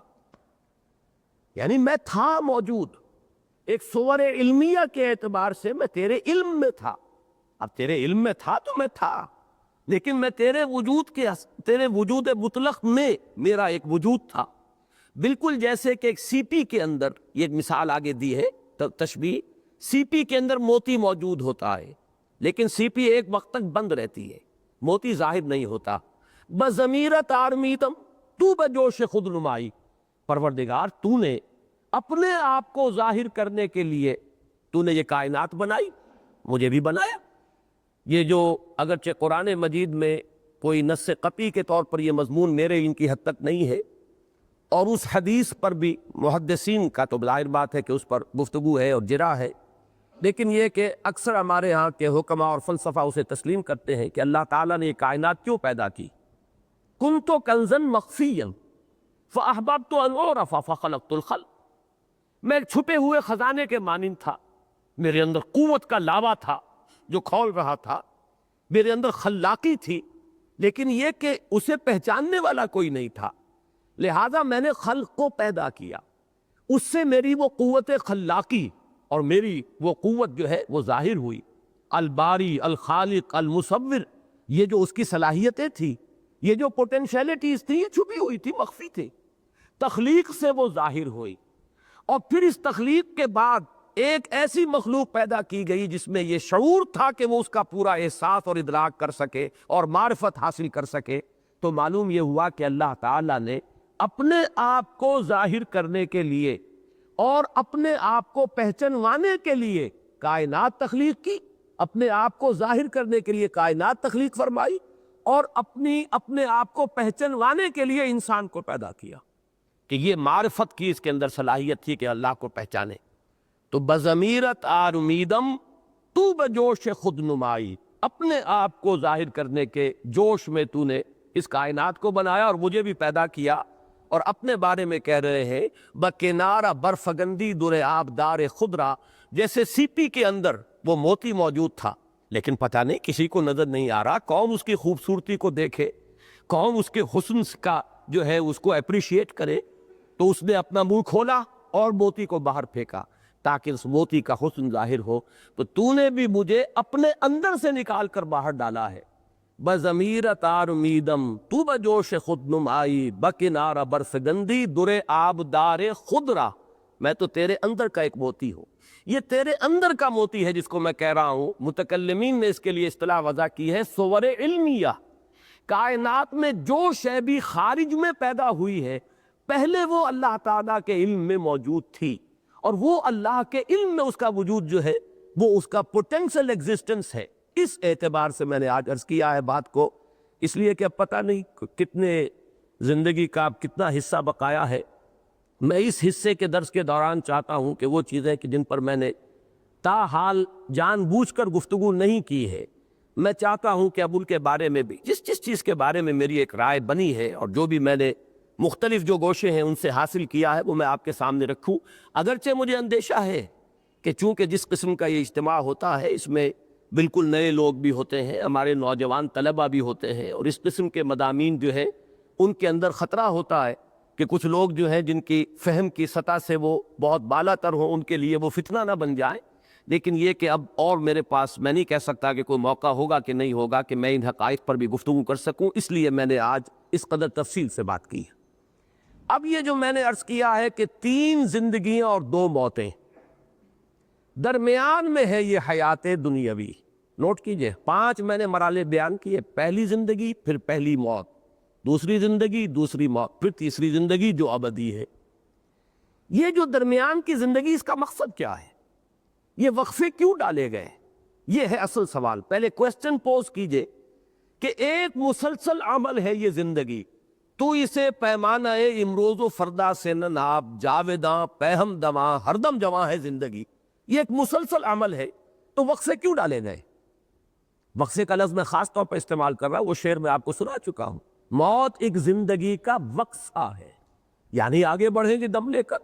یہ موت معدوم ہونے کا نام تو ہے ہی نہیں، یہ بھی زندگی کی ایک ایسی کیفیت ہے جس میں ہم شعور سے محروم ہو جاتے ہیں۔ شعور کے ساتھ تھے پہلی زندگی میں جب عہد کیا الستو بربکم قالوا بلا، پھر وہ ارواح موجود تھیں، معدوم نہیں ہو گئی معاذ اللہ، لیکن شعور نہیں تھا، سلا دی گئی، کولڈ سٹوریج کے اندر سلا دی گئی۔ پھر ہم شعور کے ساتھ اس زندگی میں آئے، پھر موت آئے گی، اور یہ موت جو ہے یہ تو کامل بے شعوری کی نہیں ہے، اس میں تو شعور رہے گا، اس لیے کہ وہ جنت کا باغیچہ ہے یا دوزخ کا گڑھا ہے، وہ شعور ہے۔ اگرچہ وہ شعور جو ہے وہ آج ہم نہیں سمجھ سکتے ہمارے اس وقت کے شعور سے، اس میں کیا فرق ہوگا، نیم شعوری کی کیفیت تو بہرحال ہے، اور اس کے بعد جو ہے وہ ہماری زندگی باشعور جو ہے وہ ابدی زندگی ہے۔ تو ان 5 جو میں درمیانی جو ہے حیات دنیاوی، جو ہم سب کی جانی پہچانی ہے، ہمارے تجربے میں آ رہی ہے، ہم اسے بسر کر رہے ہیں، بلکہ میں بعض اوقات یہ کہا کرتا ہوں، اور یہ دوسرے رکوع میں یہ بحث آئے گی انشاءاللہ، کہ ایک تو ہے زندگی بسر کرنا، ایک ہے کہ زندگی انسان کو بسر کر رہی ہوتی ہے۔ ہم خود نہیں جی رہے ہوتے، زندگی ہمیں بتا رہی ہوتی ہے، اس لیے کہ ہم نے اپنا کوئی مقصد معین کیا، نہ کوئی ہدف معین کیا، نہ کوئی نصب العین ہے، تو در حقیقت ہم جی نہیں رہے، بلکہ زندگی ہمیں گھسیٹ کر لے کر جا رہی ہے۔ یہ جیسے کہ اگلی رکوع میں آئے گا کہ ایک وہ ہے جو سیدھا چل رہا ہو، فَمَن يَمْشِي مُكِبًّا عَلَى وَجْهِهِ أَهْدَىٰ أَمَّن يَمْشِي سَوِيًّا عَلَى صِرَاطٍ مُسْتَقِيمٍ۔ اوندے منہ گھسٹ رہے ہیں کچھ لوگ، صرف اپنے پیٹ کے بل گھسٹ رہے ہیں، پیٹ کھانے کو مانگتا ہے، ڈال دیا تو وہ زندگی کی گاڑی چلی جا رہی ہے، وہ خود جی نہیں رہے۔ یہ زندگی برائے زندگی ہے، جبکہ زندگی در حقیقت کسی مقصد کے لیے ہونی چاہیے، کوئی آدرش ہو، کوئی نصب العین ہو، کوئی آئیڈیل ہو، کوئی آپ کا مقصود و مطلوب ہو، تب زندگی ہے۔ تو ایک ہے زندگی بسر کرنا، یہ بہت کم لوگوں کو نصیب ہے۔ حقیقت میں زندگی بسر کرتی ہے اکثر و بیشتر لوگوں کو، وہ زندگی نہیں گزارتے، زندگی انہیں گزارتی ہے۔ بہرحال یہ زندگی جو ہم گزار رہے ہیں، یا وہ زندگی جو ہمیں اس وقت گزار رہی ہے، بسر کر رہی ہے، اس کی غایت کیا ہے؟ یہ ہے جو دوسرا ٹکڑا اس آیہ مبارکہ کا، لِيَبْلُوَكُمْ أَيُّكُمْ أَحْسَنُ عَمَلًا۔ انتہائی اہم ہے کہ یہ در حقیقت ایک امتحانی وقفہ ہے، اس میں ٹیسٹنگ پیریڈ اس کو شمار کیجئے، امتحان، جیسے ایک 3 گھنٹے کا امتحان ہوتا ہے، میں بعض اوقات یہ کہا کرتا ہوں 3 گھنٹے کا امتحان، کیونکہ ہر ایک شخص اس سے واقف ہے، یہ 30 سال کا امتحان ہے، فرق کچھ نہیں ہے، یہ تو کوانٹیٹیٹو معاملہ ہے۔ क्वालिटेटिव कोई फर्क नहीं है। 3 घंटे का इम्तहान, 30 साल का इम्तहान। 30 साल में इसलिए कह रहा हूं कि चाहे उम्र कितनी भी हो, मैं अर्ज कर चुका हूं कि प्रोडक्टिव पीरियड जो है इंसान की जिंदगी का, जिसमें वो कुछ बनाता है या बिगाड़ता है, वो दर हकीकत वो 30 साल के लगभग बनते हैं। 30 नहीं, 40 साल हो जाएंगे, अल्लाह अल्लाह खैर सल्ला। तो ये उसका इम्तिहान है। ये बहुत अहम बात है कुरान मजीद के फिक्र और फलसफे को समझने की। पूरी जिंदगी इंसान की इस इम्तिहान ही से इबारत है। मैंने एक मजमून लिखा था हज की हकीकत पर, और हजरत इब्राहीम अलैहिस्सलाम की शख्सियत के हवाले से मैंने इम्तिहानी मराहिल गिनवाए। पहला इम्तिहान इंसान का उसके शऊर का होता है कि आया वो अपने परवरदिगार को पहचानता है या नहीं। इसी आलम महसूसात में गुम होकर रह जाता है, या ये कि इससे ऊपर उभरता है और वो खोल आंख, ज़मीं देख, फलक देख, फ़ज़ा देख, मशरिक़ से उभरते हुए सूरज को ज़रा देख। इन आयात इलाहिया के ज़रिए से अगर वो मारिफत हासिल करता है अल्लाह की, तो पहले इम्तिहान में पास हो गया। और अगर वो इसी में गुम होकर रह गया, सिर्फ हैवानों का सा देखना देखता रहा और हैवानों का सा सुनना सुनता रहा, तो गोया कि वो नाकाम हुआ। वो तो दल्ला दलालम वईदा, जिसने खुदा को पहचाना ही नहीं, वो तो पहले ही इम्तिहान में फेल। अब जिसने पहचान लिया, अब उसके बाद इस्तिकामत का इम्तिहान आएगा। इन्नल्लज़ीना क़ालू रब्बुल्लाहु सुम्मा इस्तक़ामू। अब अमल का इम्तिहान शुरू होगा। अल्लाह का हुक्म है, उसको मानो। अल्लाह ने रोका है, रुको। फिर अल्लाह तो अब तुम्हारे लिए एक से एक चैलेंज नया लाएगा। प्राइमरी का इम्तिहान पास कर लोगे तो मिडिल है, फिर मैट्रिक है, फिर आगे चलेगा। हजरत इब्राहीम अलैहिस्सलाम का पहला इम्तिहान बाप ने घर से निकाला, वहजुरनी मलिया क़ाला सलामुन अलैक। वो अल्लाह ताला की तौहीद पर कायम है। पहला इम्तिहान जो है अमल का पास किया है कि वो बाप ने घर से निकाल दिया है। उसके बाद उससे बड़ा इम्तिहान, अब वो नमरूद के दरबार में पेशी हो रही है, लेकिन उनका सब्र, सबात, इस्तिकामत, उनका अज़्म, उनका हौसला कायम है। और आंखों में आंखें डालकर बात की है, जो मुजादला सूरह बकरा में आया है कि तुम अगर खुदाई के मुद्दई हो तो अल्लाह ताला सूरज को मशरिक से निकालता, मगरिब से निकाल के दिखाओ। फबुहितल्लज़ी कफर। तीसरा इम्तिहान, डाल दो इसको आग में, इसको जला दो। बहुत बड़ा अलाव बना दिया गया और खड़ा कर दिया गया। अब भी आखिरी मौका है, बाज आ जाओ, रुजू कर लो। ये इम्तिहान, कामयाब हुए। बेखतर कूद पड़ा आतिश नमरूद में, इश्क अक्ल है महवे तमाशाए लबे बाम अभी। चौथा इम्तिहान, इन्नी मुहाजिरुन इला रब्बी सयहदीन। घर बार वतन को छोड़कर बिल्कुल समझिए इन विल्डरनेस निकल गए हैं। इसलिए कि उस वक्त की दुनिया का तसव्वुर कीजिए, आज से 4-4,500 साल कबल की दुनिया, कहाँ मालूम था कि कहाँ जा रहे हैं, क्या हालात होंगे, कहाँ पर हमें कोई होटल बने हुए मिलेंगे या सराय मिलेंगी। लेकिन निकल गए। फिर पूरी जिंदगी मुहाजिरत में है, आज यहाँ है, कल वहाँ है। और आखिरी इम्तिहान जिस पर कि मैंने अल्फाज लिखे हैं कि इससे बड़ी कामयाबी और कोई नहीं हो सकती, कि मुम्तहिन पुकार उठे कि वह इम्तिहान वाक़तन बड़ा कड़ा था। वो जो फरमाया गया है कि अब अपने बेटे को 100 बरस का बूढ़ा, जिसने दुआएं मांग मांग कर बेटा लिया था, और अब वो बेटा 13 बरस का हुआ है। फलम्मा बलग माहु साया, जबकि वो भाग दौड़ के काबिल हुआ है, जबकि बाजू बन गया है बूढ़े बाप का। और अच्छे अल्फाज वहां पर मेरे कलम से इस वक्त निकल गए कि वो बूढ़ा बाप देख देख कर जी रहा होगा, बेटे को जवान होता देख रहा है। मेरे मिशन का आलम बरदार, मेरे काम को आगे लेकर चलने वाला, मेरे दस्तों बाजू बनने वाला अल्लाह ने मुझे अता फरमाया है, वली अता फरमाया है, साथी अता फरमाया है। आखिरी इम्तिहान जो है, मुमतहिन के तरकश इम्तिहान में एक तीर बाकी था, और वो सबसे ज्यादा कारी तीर। जब उसमें कामयाब हुए हैं, फलम्मा अस्लमा वतल्लहु लिलजबीन वनादैनाहु या इब्राहीम क़द सद्दक़्ता रुया इन्ना कज़ालिका नज्ज़िल मुहसिनीन। और उसमें फरमाया इन्न हाज़ा लहुवल बलाउल मुबीन। कोई शक नहीं कि ये बहुत कड़ा इम्तिहान था। इब्राहीम, तुमने सब पास कर ली। ये हजरत इब्राहीम की शख्सियत इस एतबार से कि पूरी जिंदगी मुसलसल इम्तिहान की जिंदगी है। यही वजह है कि सूरह बकरा में एक आयत में उसको समो लिया, वइज़िब्तला इब्राहीम रब्बुहु बिकलिमातिन फअतम्महुन क़ाल इन्नी जाइलुका लिन्नासि इमामा। याद करो जबकि अल्लाह ने इब्तिहान लिया, इब्तिलाब किया, आजमाया इब्राहीम को बड़े बड़े इम्तिहानात में। कलिमातिन इसलिए कि ये तफखीम के लिए है, तनकीर नकिरा का लफ्ज़। بڑے بڑے امتحانات میں سے گزارا، اور جب وہ ان تمام میں پورا اترا تب کہا انی جاعلک للناس اماما، اب میں تمہیں پوری نوع انسانی کا امام بنا رہا۔ اس مقام پر فائز ہونے کے لیے وہ تمام ٹیسٹ جو ہے وہ پاس کرنے پڑے حضرت ابراہیم کو علیہ الصلاۃ والسلام۔ تو در حقیقت پوری زندگی امتحان، یہی امتحان ہے کہ جو اب آپ پر دنیا کی جو کیفیات عدلتی بدلتی رہتی ہیں، کبھی فراخی ہے، کبھی تنگی ہے، کبھی صحت ہے، کبھی بیماری ہے، کبھی مفلسی ہے، کبھی تمنگری ہے، کبھی حالت خوف ہے، کبھی حالت امن ہے، کبھی اللہ نے چھپر پھاڑ کر کچھ دے دیا ہے، اور کبھی اچانک جو کچھ تھا چھین لیا ہے۔ یہ سب کیا ہے؟ امتحان ہے۔ چنانچہ سورۃ الفجر کے اندر جو مضمون آیا ہے کہ فَأَمَّا الْإِنسَانُ إِذَا مَا ابْتَلَاهُ رَبُّهُ فَأَكْرَمَهُ وَنَعَمَهُ فَيَقُولُ رَبِّي أَكْرَمَنِ وَأَمَّا إِذَا مَا ابْتَلَاهُ فَقَدَرَ عَلَيْهِ رِزْقَهُ فَيَقُولُ رَبِّي أَهَانَنِ كَلَّا۔ انسان کا بڑا مغالطہ ہے، بڑے دھوکے میں آ جاتا ہے جب اس کا رب اسے آزماتا ہے، آزمانے کے لیے اسے دولت دیتا ہے، نعمتیں دیتا ہے، وہ سمجھتا ہے میرے رب نے مجھے عزت دے دی۔ عزت نہیں ہے، امتحان ہے خدا کے بندے۔ اسی طریقے سے جب وہ امتحان لیتا ہے دوسری شکل میں، وَإِذَا مَا ابْتَلَاهُ فَقَدَرَ عَلَيْهِ رِزْقَهُ، اس پر اس کے رزق کو تنگ کر دیتا ہے، ناپ تول کر دینے لگتا ہے حساب کتاب سے، تو کہتا ہے ربی اہانن، میرے رب نے تو مجھے ذلیل کر دیا۔ نہیں، یہ ذلت نہیں، وہ عزت نہیں، یہ ذلت نہیں۔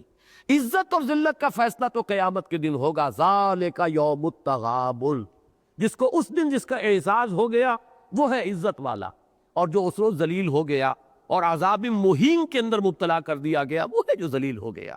باقی اس دنیا کی زندگی میں یہ کیفیت بھی امتحان کی ہے، وہ کیفیت بھی امتحان کی۔ تو اس پورے کے اوپر، زندگی کے اوپر اس کو پھیلائیے کہ در حقیقت یہ حیات دنیاوی جس کو ہم اپنی غلط فہمی میں زندگی کہہ بیٹھتے ہیں، یہ زندگی نہیں ہے۔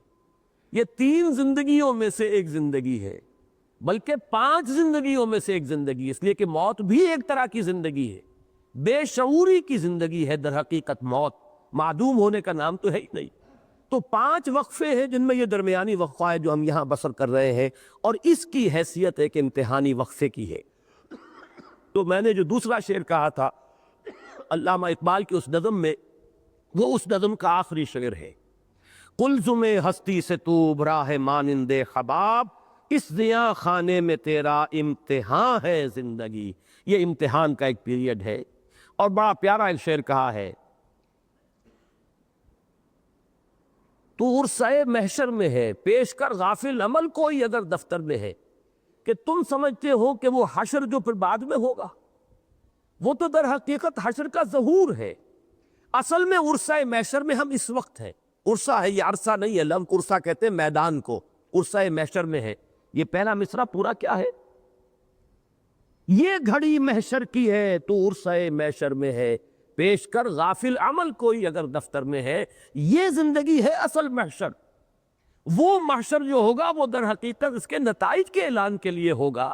اصل میں تو اگر کوئی عمل کا کو تمہارے دفتر میں ہے تو نکالو، برابر ہر چیز اندر سینہ داری، سرود نالے آہے فغانے، جو تمہارے اندر ہے اسے باہر نکال کر پیش کرو، اس لیے کہ در حقیقت یہ حشر تو یہاں ہو رہا ہے۔ جیسے کہ آتا ہے حاسبوا انفسکم من قبل ان تحاسبوا، اصل میں تو محاسبے کے عالم میں اس وقت ہم ہیں۔ اگر ہم پہچان لیں کہ ہمارا امتحان اب ہو رہا ہے، اور وہ جو نتیجے کے دن ہے وہ تو در حقیقت اس کا ظہور ہے، اس کے نتیجے کا۔ اصل تو ہم یہاں بنا یا بگاڑ رہے ہیں اپنی قسمت کو اور اپنے مستقبل کو اور اپنی ابدی زندگی کو۔ تبارک الذی بیدہ الملک وہو علی کل شیء قدیر الذی خلق الموت والحیاۃ لیبلوکم ایکم احسن عملا، تاکہ تمہیں آزمائے۔ اب یہ نوٹ کیجئے، یہ جو لفظ ہے یہ بلا یبلو، یہ ثلاثی مجرد میں بھی آیا ہے، لیبلوکم ثلاثی مجرد ہے، یہی پر ابلا یبلی بھی آتا ہے، لیبلیکم منہ بلاء حسنا، ابلا باب افعال سے بھی آتا ہے، پھر باب افتعال سے کثرت آیا ہے، نبتلی ہے، یبتلیکم، ان اللہ مبتلیکم بنہر، تو یہ جو لفظ آتا ہے باب افتعال سے، تینوں کا مفہوم ایک ہی ہے۔ بہت سے الفاظ جو ہے وہ مختلف ابواب میں آنے کے بعد مفہوم کچھ بدلتے ہیں، لیکن بلا یبلو، ابلا یبلی، ابتلا یبتلی، ان تینوں کا مفہوم ایک ہی ہے۔ لیبلوکم ایکم احسن عملا، تاکہ تمہیں جانچے، پرکھے، آزمائے کہ کون ہے تم میں سب سے اچھے عمل کرنے والا۔ اب اس کے حوالے سے میرا ذہن منتقل ہوا ہے فوری طور پر، جو ڈارون کا نظریہ ہے اس کے ضمن میں دو اصطلاحات آپ نے سنی ہوں گی، اسٹرگل فار ایگزسٹنس، کہ یہاں دنیا میں اپنے وجود کو برقرار رکھنے کے لیے ایک اسٹرگل ہے، ایک مقابلہ ہے، ایک مسابقت ہے، ایک دوسرے کے ساتھ ہم زور آزمائی کر رہے ہیں اپنے آپ کو برقرار رکھنے کے لیے۔ آپ کے پاس رزق کی مقدار محدود ہے، اب چھینا جھپٹی ہو رہی ہے، میں چاہتا ہوں میں آپ سے چھین لوں، آپ چاہتے ہیں میں مجھ سے چھین لیں، یہ ہے وہ اسٹرگل فار ایگزسٹنس۔ اور نمبر دو اصطلاح ہے سروائیول آف دی فٹسٹ، اس میں جو جتنا فٹ ہوگا وہ جیت جائے گا، وہ باقی رہے گا، اور جو کمزور ہے، انفٹ ہے، وہ معدوم ہو جائے گا، اس کا وجود نہیں رہے گا۔ جیسے کہ اقبال نے کہا ہے جرم ضعیفی کی سزا مرگ مفاجات، یہ جو بھی کمزور ہوگا، انفٹ ہوگا، معدوم ہو جائے گا۔ یہ ڈارون کے فلسفے میں یہ سپیشیز جو ختم ہو گئی، بڑے بڑے حیوانات ہوتے تھے، ڈائنوسارز وغیرہ، اب ان کا کہیں وجود نہیں ہے۔ کیوں ختم ہو گئے؟ کہ وہ اپنے آپ کو ماحول کے ساتھ سازگار نہیں کر سکے۔ جنہوں نے اپنے آپ کو ماحول کے ساتھ سازگار اور موافق بنا لیا وہ باقی رہے، جو فیل ہو گئے وہ ختم ہو گئے۔ تو میں نے یہ اصطلاحات صرف رکھی ہے، فلسفہ پڑھانا جو ہے ڈارون کا یا اس کی نفی یا اس کا اس بات پیش نظر نہیں ہے۔ قرآن مجید نے لفظ استعمال کیا ایکم احسن عملا، یہ سروائیول آف دی فٹسٹ نہیں ہے، بلکہ جو تم میں سے چناؤ ہے، فٹسٹ کو اللہ چننا چاہ رہا ہے۔ اللہ تعالیٰ نے یہ تمام امتحان کی چھلنی لگائی ہے کہ تم میں سے جو بہترین عمل کرنے والے ہو انہیں وہ چنے گا۔ ایکم احسن عملا، تم میں سے کون ہے بہترین عمل کرنے والے۔ اب اس کی بھی بہت دور تک جو ہے بات جاتی ہے۔ علامہ اقبال نے ایک خیال ظاہر کیا ہے، اگرچہ مجھے اس خیال سے اتفاق نہیں ہے، لیکن فلسفے کا ایک نکتہ ہے۔ وہ یہ کہتے ہیں کہ ریزریکشن جو ہے یہ در حقیقت ارن کی جانے والی شے ہے، یہ ایسے ہی نہیں مل جائے گی۔ اگر آپ نے اس زندگی کے اندر اعمال صالحہ کے ذریعے سے اپنی خودی کو مضبوط کر لیا تو یہ خودی جو ہے اس پر موت کا کوئی اثر وارد نہیں ہو سکے گا، یہ سروائیو کرے گی۔ لیکن اگر عمل صالح کے ذریعے سے آپ نے خودی کو مستحکم نہیں کیا ہے تو معدوم ہو جائیں گے، اس لیے کہ پھر آپ کی حیثیت جو حیوانات کی ہے۔ جس طریقے سے کہ حیوانات کے لیے ریزریکشن نہیں ہے، اسی طریقے سے انسانوں کے لیے بھی نہیں ہے۔ یا یہ کہ حیوانات کے بارے میں حدیث ہے کہ ان کو بھی دوبارہ زندہ کیا جائے گا، اور جو ایک دوسرے پر انہوں نے زیادتیاں کی ہوں گی، کسی نے کسی کو سینگ مارا تھا، کسی نے کسی اور کو لات رسید کی تھی، اس کا بدلہ دلوا کر پھر معدوم کر دیا جائے گا، یہ ایک حدیث ہے۔ اور ابھی میرے پاس ایک کتاب حال ہی میں آئی ہے، ناصر الدین البانی جو اس دور کے سب سے بڑے محدث ہیں، 4 بڑی والیوم میں انہوں نے الاحادیث الصحیحہ جمع کی ہیں، یعنی صرف صحیح ہے نہیں، دوسری کتابوں میں بھی جو حدیثیں کے صحت کے معیار پر پوری اترتی ہیں ان کو انہوں نے سب کو جمع کر دیا ہے۔ اس میں اس حدیث کو بھی انہوں نے لیا ہے کہ حیوانات کی بھی باعث بعد الموت ہے، ان کے ایک دوسرے پر زیادتیوں کا ایک دوسرے کو بدلہ قصاص دلوا کر پھر معدوم کر دیا جائے گا۔ یہ بات جو ہے مولانا مناظر احسن گیلانی نے بھی الدین القیم میں بڑی تفصیل سے اس پر گفتگو کی ہے، اس کے آخری حصے میں۔ تو علامہ کا فلسفہ یہ ہے کہ ریزریکشن جو ہے یہ ایسے ہی نہیں مل جائے گی، it has to be earned, اسے تو کمانا پڑے گا آپ کو۔ اس کے لیے عمل صالح کے ذریعے سے اپنی خودی کو مضبوط کیجئے کہ پھر وہ موت کے صدمے کو برداشت کر جائے اور اس کے بعد جو ہے اس کی بقا ہو۔ بہرحال وہ میں نے جیسا کہ عرض کیا، میں اس کی تائید نہیں کر رہا، صرف ایک نقطہ جو ہے علمی علامہ کے فکر کا میں نے صرف اسے آپ کے سامنے رکھا ہے۔ تو ایکم احسن عملا، کون ہے تم میں سے بہترین عمل کرنے والے، اس کا ایک منطقی نتیجہ نکلتا ہے، اور وہ قرآن مجید کے بہت سے مقامات پر پھر اس کو واضح کیا گیا ہے، کھول کر بیان کیا گیا ہے کہ وہ جو سروائیول آف دی فٹسٹ اور اسٹرگل فار ایگزسٹنس ہے، قرآن یہ چاہتا ہے کہ آپ اسٹرگل کریں، ایک دوسرے سے مسابقت کریں خیر میں، نیکی میں۔ وَلِكُلٍّ وِجْهَةٌ هُوَ مُوَلِّيهَا فَاسْتَبِقُوا الْخَيْرَاتِ، ہر ایک نے اپنا کوئی نہ کوئی ہدف معین کیا ہوا ہے جدھر اس نے اپنا رخ کیا ہے، تو تم بھی اے مسلمانوں رخ کرو اور استباق کرو۔ استباق کہتے ہیں بھاگنا، دوڑنا ایک دوسرے سے مقابلے کے لیے اور ایک دوسرے سے آگے نکلنے کے لیے. استباق، وہ جو حضرت یوسف کو ان کے بھائی لے گئے تھے اور آ کر پھر جب انہوں نے والد اپنے حضرت یعقوب علیہ السلام کی خدمت میں جو اپنی معذرت پیش کی ہے، یا ابانا انا ذهبنا نستبق وترکنا یوسف عند متاعنا، تو ہم نے دوڑ کا مقابلہ کیا تھا ایک دوسرے سے آگے نکلنے کے لیے، اور اپنے کپڑوں کے پاس، سامان کے پاس یوسف کو ہم چھوڑ گئے تھے، فَأَكَلَهُ الذِّئْبُ، تو اسے ایک بھیڑیا کھا گیا. تو استباق کے معنی ہے دوڑ لگا کر ایک دوسرے سے آگے نکلنا. فَاسْتَبِقُوا الْخَيْرَاتِ، اے لوگو، اے مسلمانوں، تم نیکیوں میں ایک دوسرے سے آگے نکلو. یہی لفظ سورہ حدید میں آیا ہے، وہاں پر باب مفاعلہ سے مسابقت سے آیا، سابقوا الی مغفرۃ من ربکم وجنۃ عرضھا کعرض السماء والارض. معلوم ہوا کہ سٹرگل جو کی تم برقرار ہے، مسابقت اسینشلی موجود ہے. ایک دوسرے سے آگے بڑھنے کا جذبہ جو ہے یہ غلط نہیں ہے، پسندیدہ ہے. صرف یہ کہ اس کے رخ کو بدل لو. تم دنیا میں ایک دوسرے سے آگے نکلنا چاہ رہے ہو، تم دولت میں، جائیداد میں، دنیاوی شہرت میں، دنیاوی وجاہت میں، اس میں ایک دوسرے کو جو ہے شکست دینے کے درپے ہو، ایک دوسرے سے آگے نکلنے کی فکر کرے ہو. تمہارا مقام اس سے بہت بلند ہے. تم نیکیوں میں ایک دوسرے سے آگے نکلو، بھلائیوں میں ایک دوسرے سے آگے نکلو، خدمت خلق میں ایک دوسرے کو مات دینے کی کوشش کرو، ایک دوسرے سے آگے نکلنے کی کوشش کرو. تو معلوم یہ ہوا کہ اسی میں ایکم احسن عملا، اس میں ایک مسابقت اور ایک استباق، ایک دوسرے سے آگے بڑھنے، سٹرگل کرنے، ایک دوسرے سے آگے نکلنے کی کوشش جو ہے اس کی طرف بھی اشارہ موجود ہے، کہ جو پھر مدنی صورتوں میں جیسا کہ میں نے دو مثالیں آپ کو دے لی. سورہ بقرہ میں فرمایا وَلِكُلٍّ وِجْهَةٌ هُوَ مُوَلِّيهَا فَاسْتَبِقُوا الْخَيْرَاتِ، اور وہاں سورہ حدید میں فرمایا سابقوا الی مغفرۃ من ربکم وجنۃ عرضھا کعرض السماء والارض. تو مسابقت کا جذبہ اپنی جگہ درست ہے، یہ فطرت انسانی میں ودیت شدہ ہے. البتہ اس کو صحیح رخ پر ڈالنے کی بات ہے کہ اس کو نیکیوں اور بھلائیوں، خیرات اور حسنات اور خدمت خلق کے رخ پر ڈالو اور اس میں ایک دوسرے سے بڑھنے کی کوشش کرو. وَهُوَ الْعَزِيزُ الْغَفُورُ، اور وہ العزیز ہے زبردست، اور غفور ہے بخشنے والا. اس کا تعلق اسی امتحان کے ساتھ ہے. امتحان کا نتیجہ دینے پر قادر ہے.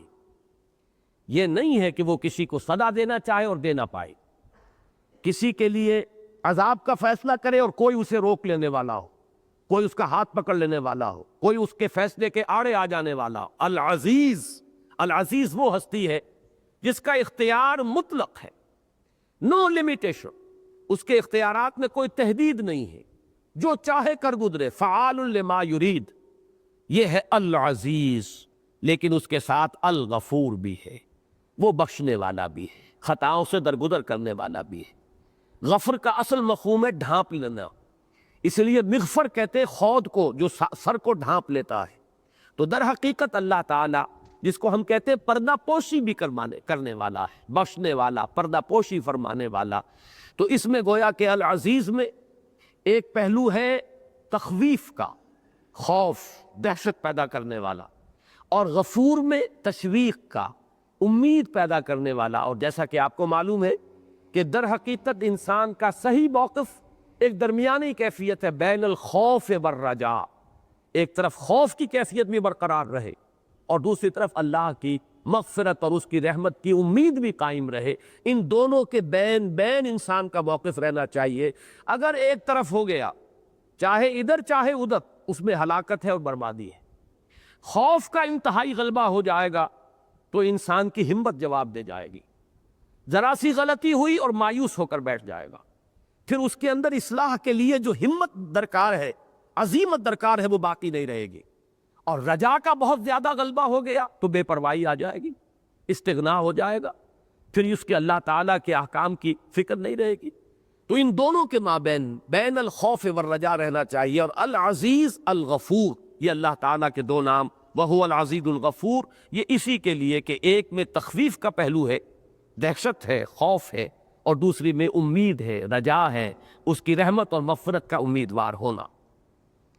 الذی خلق سبع سماوات طباقا، وہ کہ جس نے بنائے 7 آسمان تہ بر تہ ایک دوسرے کے اوپر. اب یہاں پر اگرچہ قرآن مجید نے کہیں صراحت کے ساتھ یہ نہیں کہا ہے کہ یہ آسمان اور زمین کس شے سے بنائی، اور عام طور پر جب ہم اس کو بیان کرنے میں آتے ہیں تو یہ کہ عدم محض سے اللہ تعالیٰ نے ان کو وجود بخشا، ایک بات صحیح ہے، لیکن درمیان میں بہت سا وقفہ ہے، گیپ ہے بہت بڑا۔ اللہ تعالیٰ کا ایک امر کن ہے، اس امر کن نے کیا شکل اختیار کی ہے۔ اب یہ اصل میں وہ موضوعات ہیں جن سے آج کل جو فزکس کی یوں سمجھیے کہ سب سے اونچی شاخ ہے، theory of the creations of universe, کائنات پیدا ہوئی کیسے، کن مراحل سے گزری۔ ہمارے صوفیہ اور متکلمین اور فلاسفہ نے اسے تنزلات سے تعبیر کیا ہے۔ ذات بحت نے ایک احدیت کی شکل اختیار کی، پھر وہ واحدیت، تنزلات ستہ اور تنزلات خمسہ کی اصطلاحات ہے۔ لیکن یہ کہ آج کے دور میں وہ پہلے ایک خلق نور کی شکل میں تھا، اللہ کے کلمہ کن نے ایک صورت اختیار کی ہے نور کی، اس نور سے ملائکہ پیدا کیے گئے اور اسی نور سے ارواح انسانیہ پیدا کی گئی۔ نہ زمین تھا نہ آسمان تھا، بھی کچھ نہیں تھا سوائے نور خداوندی کے۔ اس کے بعد اسی میں پھر اس خلق نور کے اندر بڑے بڑے دھماکے ہوئے، ایکسپلوژنز ہوئے، اور وہ جو مخفی اس کی انرجی تھی وہ ظاہر ہوئی ہے۔ اس نے کروں کی شکل اختیار کی ہے، بہت بڑے بڑے کرے، آکشی کرے جیسے کہ ہمارا یہ سورج ہے، اور نہ معلوم کتنے اربوں کروڑوں، بلکہ کروڑوں کیا کہہ رہا ہوں، اربوں سورج ہیں جو اس کائنات کے اندر موجود ہیں۔ ان سب کا در حقیقت یہ نار کا مرحلہ ہے، اس نار سے جنات کی تخلیق ہوئی ہے۔ اور اس کے بعد آپ نے پڑھا سورہ فصلت میں یا سورہ حامیم سجدہ میں غالباً لفظ آیا ہے وَهِيَ دُخَانٌ، یہ آسمان جو ہے ایک دخان کی شکل میں تھا، اور پھر کہیں اس کی جو شکلیں متعین ہوئی ہے اور پھر یہ 7 آسمان بنے ہیں۔ تو یہ یوں سمجھیے کہ اللہ تعالیٰ کی اس تخلیق میں کتنا وقت گزرا ہے۔ یہ بات بھی میں اس وقت عرض کرنے سے رہ گئی، اب بیان کر دوں کہ ابداع اور تکوین اور ایجاد میں کوئی وقت نہیں لگتا۔ انما امرہ اذا اراد شیئا انما یقول کن فیکون، اس کا امر تو صرف یہ ہوتا ہے کہ وہ کہتا ہے کہ ہو جائے اور ہو جاتا۔ نو ٹائم ایلیمنٹ واٹس ایور، وقت کا کوئی ایلیمنٹ ہے ہی نہیں۔ ٹائم کی ڈائمنشن ایڈ ہوئی ہے عالم خلق میں آ کر، اور تخلیق کا جب لفظ آئے گا خلق السماوات والارض فی 6 ایام، اب یہ وقت کا تصور آ گیا۔ اور 6 دن، اور ظاہر بات ہے کہ وہ ہمارے 24 گھنٹوں والے 6 دن نہیں ہے، وہ 6 دن 50,000 برس کا ایک دن ہے کہ لاکھوں برس کا ایک دن ہے، اور جدید جو ہماری اصطلاح ہے ملینمز، وہ ان کو 6 دن قرار دیا گیا ہو، 6 ملینمز ہو یہ، اس میں کہیں جا کر یہ تخلیق کا عمل جو ہے آسمان اور زمین کا یہ پورا ہوا ہے۔ تو ایک لفظ میں سے ہم گزر جاتے ہیں، لیکن یہ ہمیں اندازہ نہیں ہوتا کہ اس ایک لفظ کے اندر کتنی قیامت مضمر ہے، کتنا وقت لگا ہے۔ خلق السماوات والارض فی 6 ایام ثم استوى علی العرش یعلم ما یلج فی الارض وما یخرج منها وما ینزل من السماء وما یعرج فیها، یہ سورہ حدید کی آغاز کی آیت سنا رہا ہوں۔ خلق الذی خلق 7 سماوات طباقا، یہ میں بار بار عرض کر چکا ہوں، 7 آسمانوں کا تہ بر تہ ہونا، اس پر تو ہمارا ایمان ہے، اس لیے کہ نصوص ہیں، بالکل واضح الفاظ ہیں، ان میں کوئی تعویل کی گنجائش نہیں ہے، لیکن ان کی حقیقت کو سمجھنے سے تاحال ہم قاصر ہیں۔ ہمارا جو بھی علم ہے، اور یہ ایسٹرونومی کا علم جہاں تک پہنچا ہے، علم فلکیات، بہت کچھ اس کے اندر ہماری رسائی ہونے کے باوجود ابھی وہ محض ابتدا ہے، کچھ پتہ نہیں اس کائنات کے بارے میں، اور اس میں یہ 7 کوئی محکم طبقات ہیں، پھر تہ بر تہ ہونے کی ان کی کیا کیفیت ہے، تاحال ہمارا علم جو ہے، ہمارا سائنٹیفک نالج اس جگہ تک نہیں پہنچا کہ ہم اس کی حقیقت کو سمجھ سکیں۔ لیکن یہ کہ یقین ہے کہ جس رفتار کے ساتھ یہ علم جو ہے ہمارا سائنس سے علم بڑھ رہا ہے، باقاعدہ کی حقیقت کھلے گی، اور تب ہمیں یہ محسوس ہوگا کہ یہ تھے وہ الفاظ اور یہ تھا مفہوم ان کا، کہ گویا کہ جو کچھ اللہ نے کہا تھا 100% درست کہا تھا۔ چنانچہ ابھی جس سورت کا میں نے حوالہ دیا تھا، سورہ فصلت یا سورہ حامیم سجدہ، اس کی آخری آیت یہ ہے سنوریکم آیاتنا فی الآفاق وفی انفسہم، سنوریہم آیاتنا فی الآفاق وفی انفسہم حتی یتبین لہم انہ الحق. ہم انہیں دکھاتے چلے جائیں گے اپنی آیات آفاق میں بھی، ان کے اپنی جانوں کے اندر بھی، یہاں تک کہ یہ بات ان پر بالکل روز روشن کی طرح عیاں ہو جائے گی کہ یہ قرآن سرتا سر حق ہے. تو جیسے جیسے علم ہمارا آگے بڑھ رہا ہے، قرآن مجید کی حقانیت جو ہے مزید مبرہن اور مزید مبین ہوتی چلی جا رہی ہے. ما تری فی خلق الرحمن من تفاوت، تم نہیں دیکھتے یا تم نہیں دیکھ سکو گے. ترا چونکہ یہ فعل مضارع عربی زبان میں حال اور مستقبل دونوں کو کور کرتا ہے. ما تری فی خلق الرحمن من تفاوت، تم رحمان کی تخلیق میں کوئی فرق نہ دیکھو گے. تفاوت کے لفظ پر غور کیجئے، یہ فوت سے بنا ہے. فوت میں کسی چیز کا کم ہو جانا. تفاوت باب تفاعل، اس میں ایک دوسرے کے ساتھ مقابلے کی شکل بھی آتی ہے، مبالغہ بھی آتا ہے. اردو میں ہم لفظ بولتے ہیں فرق و تفاوت. فرق و تفاوت کسی چیز کے اندر کمی بیشی اور فرق پیدا ہو جانا. اب یہاں مراد کیا ہے کہ تم کوئی تفاوت نہ پاؤ گے، حالانکہ فرق تو اللہ تعالیٰ کی اس تخلیق میں بو کلمونی رنگا رنگی، یہاں تو کوئی دو چیزیں یکساں ہے ہی نہیں. انسانوں کی شکلیں مختلف، آپ کروڑوں انسانوں کو جمع کر لیجئے، دو انسانوں کی شکلیں آپ کو ایک جیسی نہیں ملے گی. بالکل جو ہوتے ہیں جڑواں بہن بھائی ہو، جڑواں بھائی ہو، جڑواں بہنیں ہو، ان میں کو مشابہت کبھی ہو جاتی ہے ایسی، لیکن یہ کہ وہ بھی بالکل ایک نہیں ہوتے.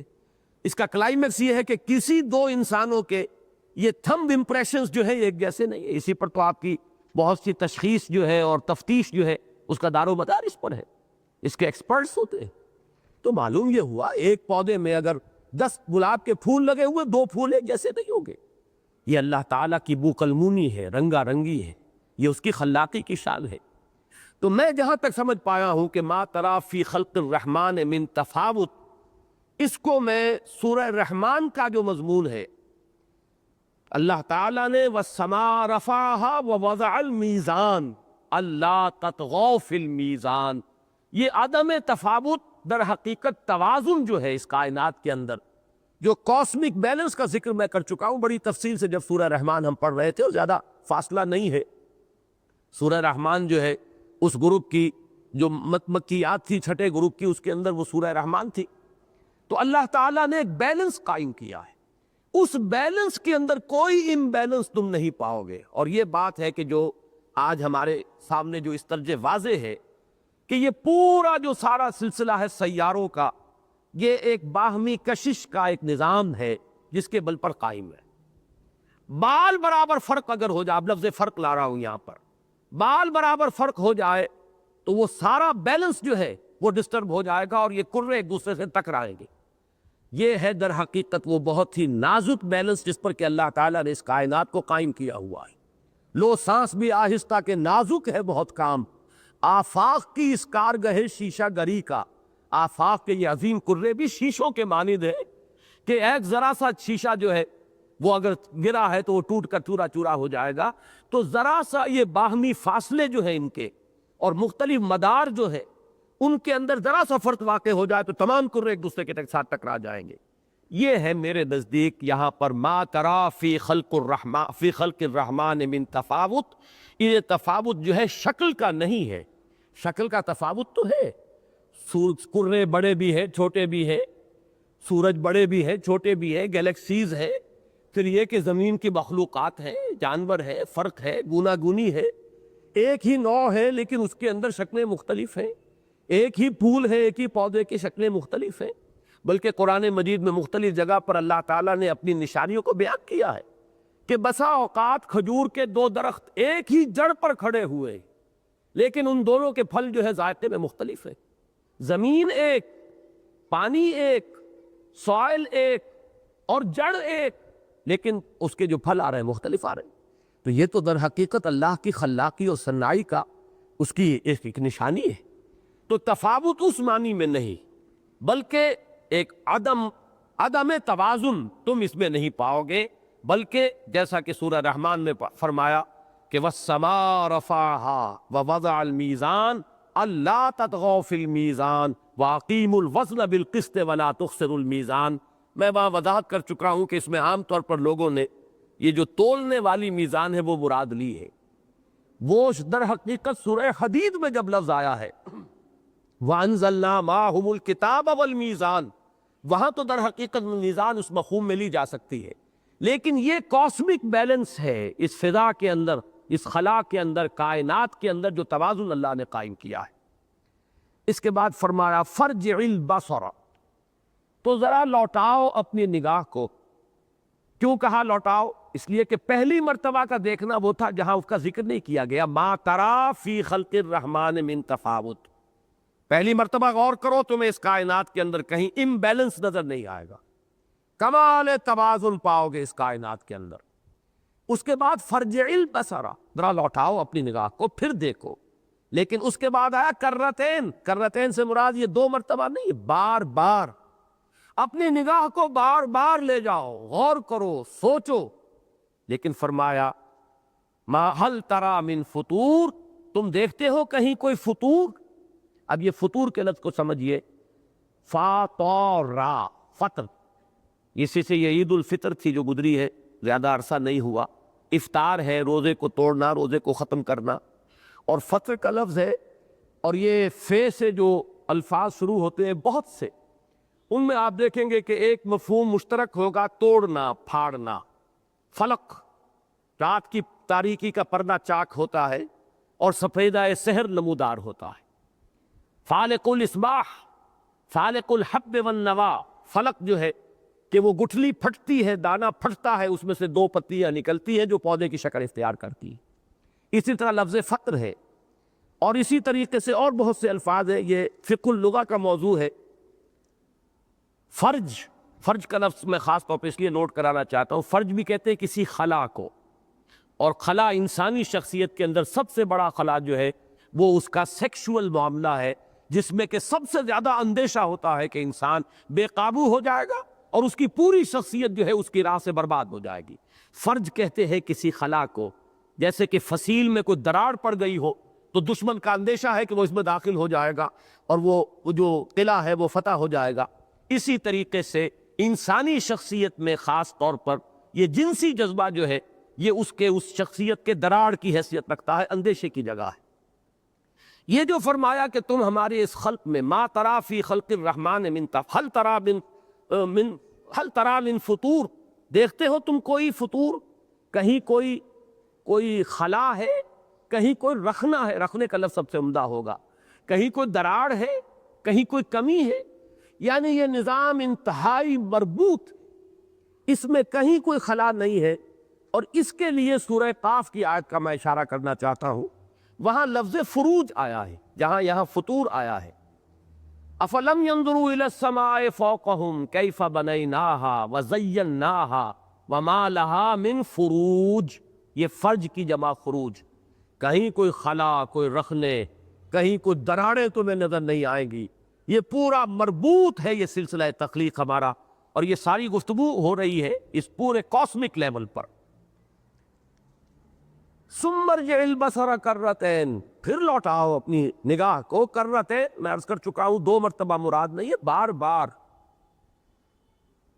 ینقلب الیک البصر خاسئا وهو حسیر، تمہاری نگاہ پلٹ آئے گی تھکی ہاری ہوئی اور ناکام اور خاسر ہو کر، اور تمہیں کہیں بھی اللہ تعالیٰ کی تخلیق کے اندر کوئی خلا، کوئی رخنا، کوئی امبیلنس، کوئی دراڑ نظر نہیں.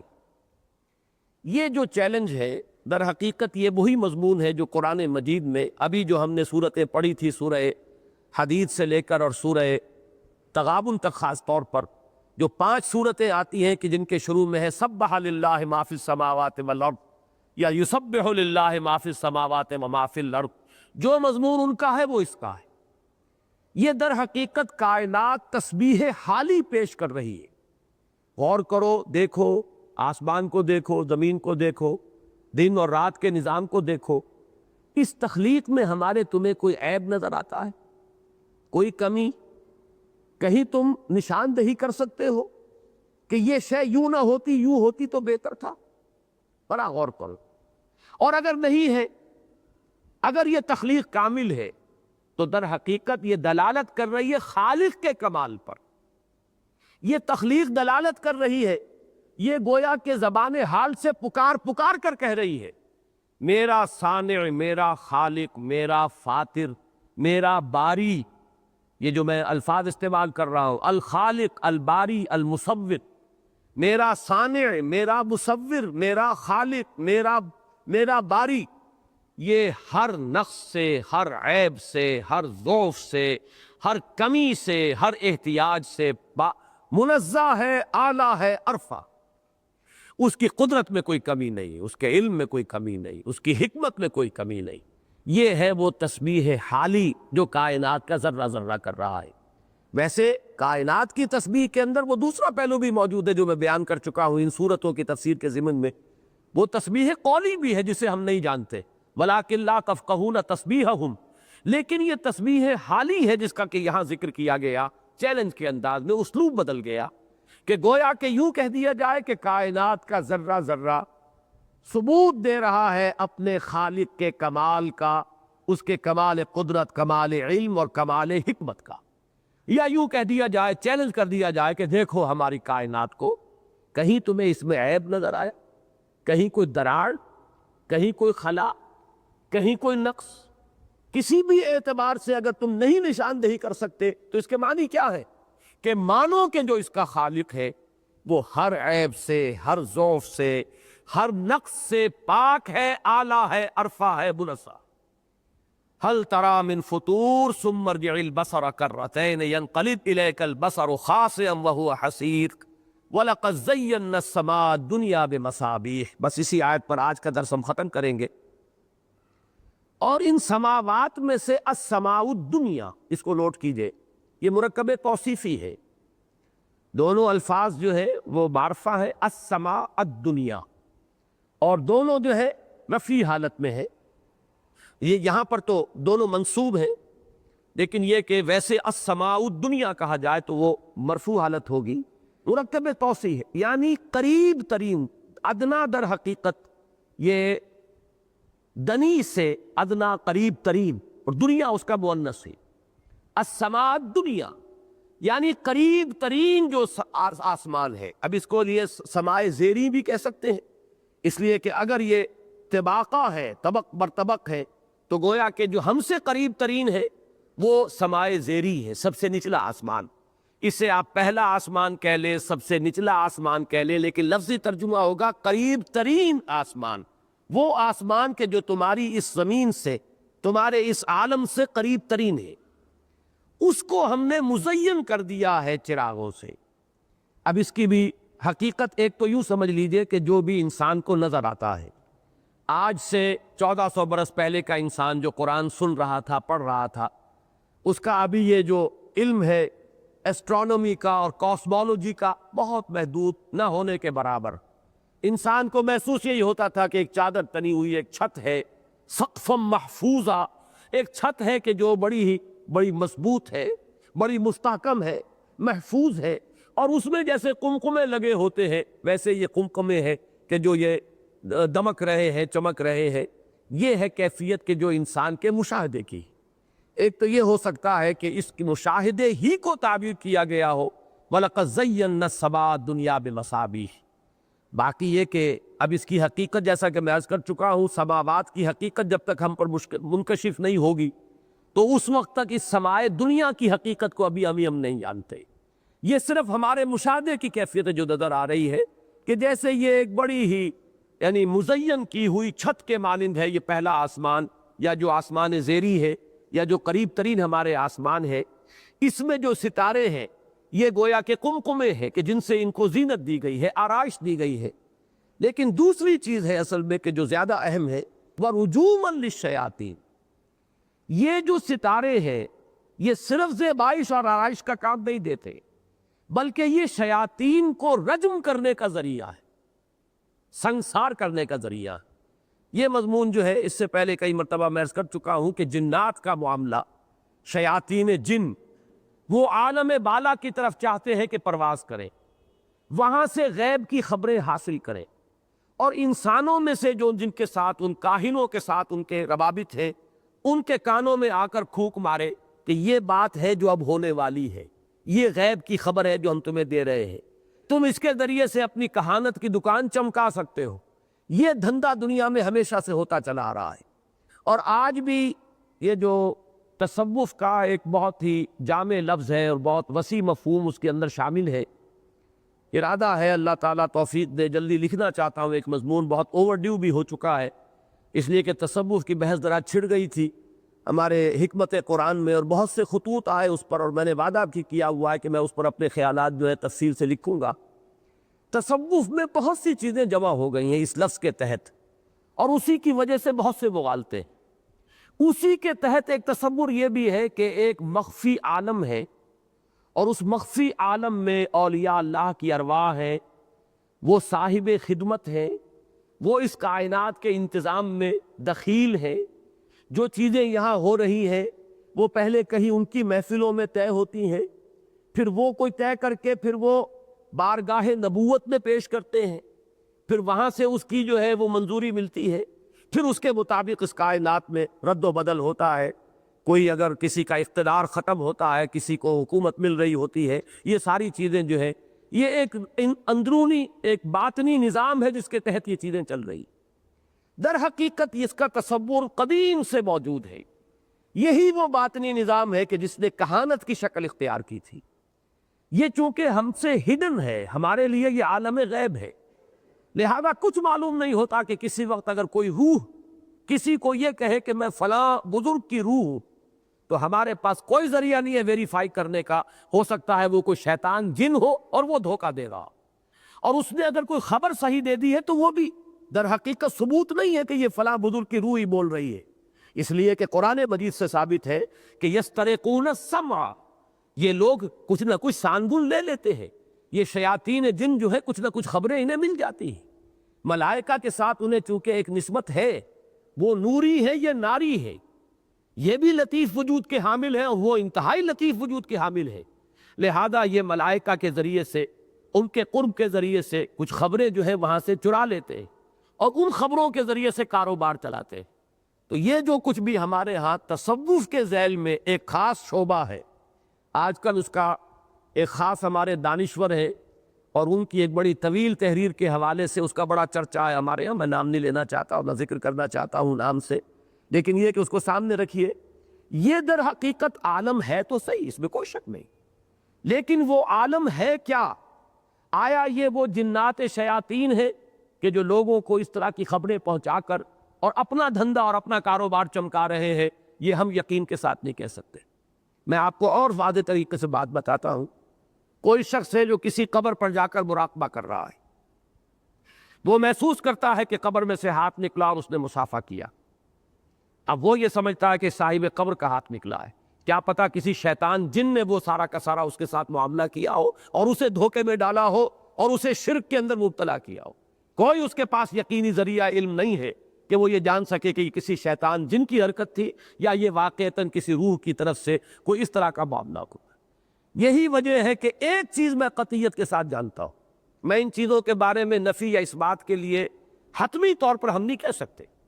کوئی شخص کہتا ہے کہ میری ملاقات ہوئی ہے شیخ عبد القادر جیلانی کی روح سے رحمہ اللہ، اب میں تو لا نصدق ولا نکذب، ہم نہ تصدیق کریں گے نہ تکذیب کریں گے، لیکن ایک بات یقین کے ساتھ ہم جانتے ہیں، یہ چیزیں وہ نہیں ہیں جن کی محمد الرسول اللہ صلی اللہ علیہ وسلم نے اہمیت بتائی ہو یا ان کی طرف توجہ دلائی ہو یا ان کے اندر مشغول ہونے کی ہمیں رغبت یا ترغیب کی ہو، یہ وہ نہیں ہے، یہ دین کا موضوع نہیں ہے۔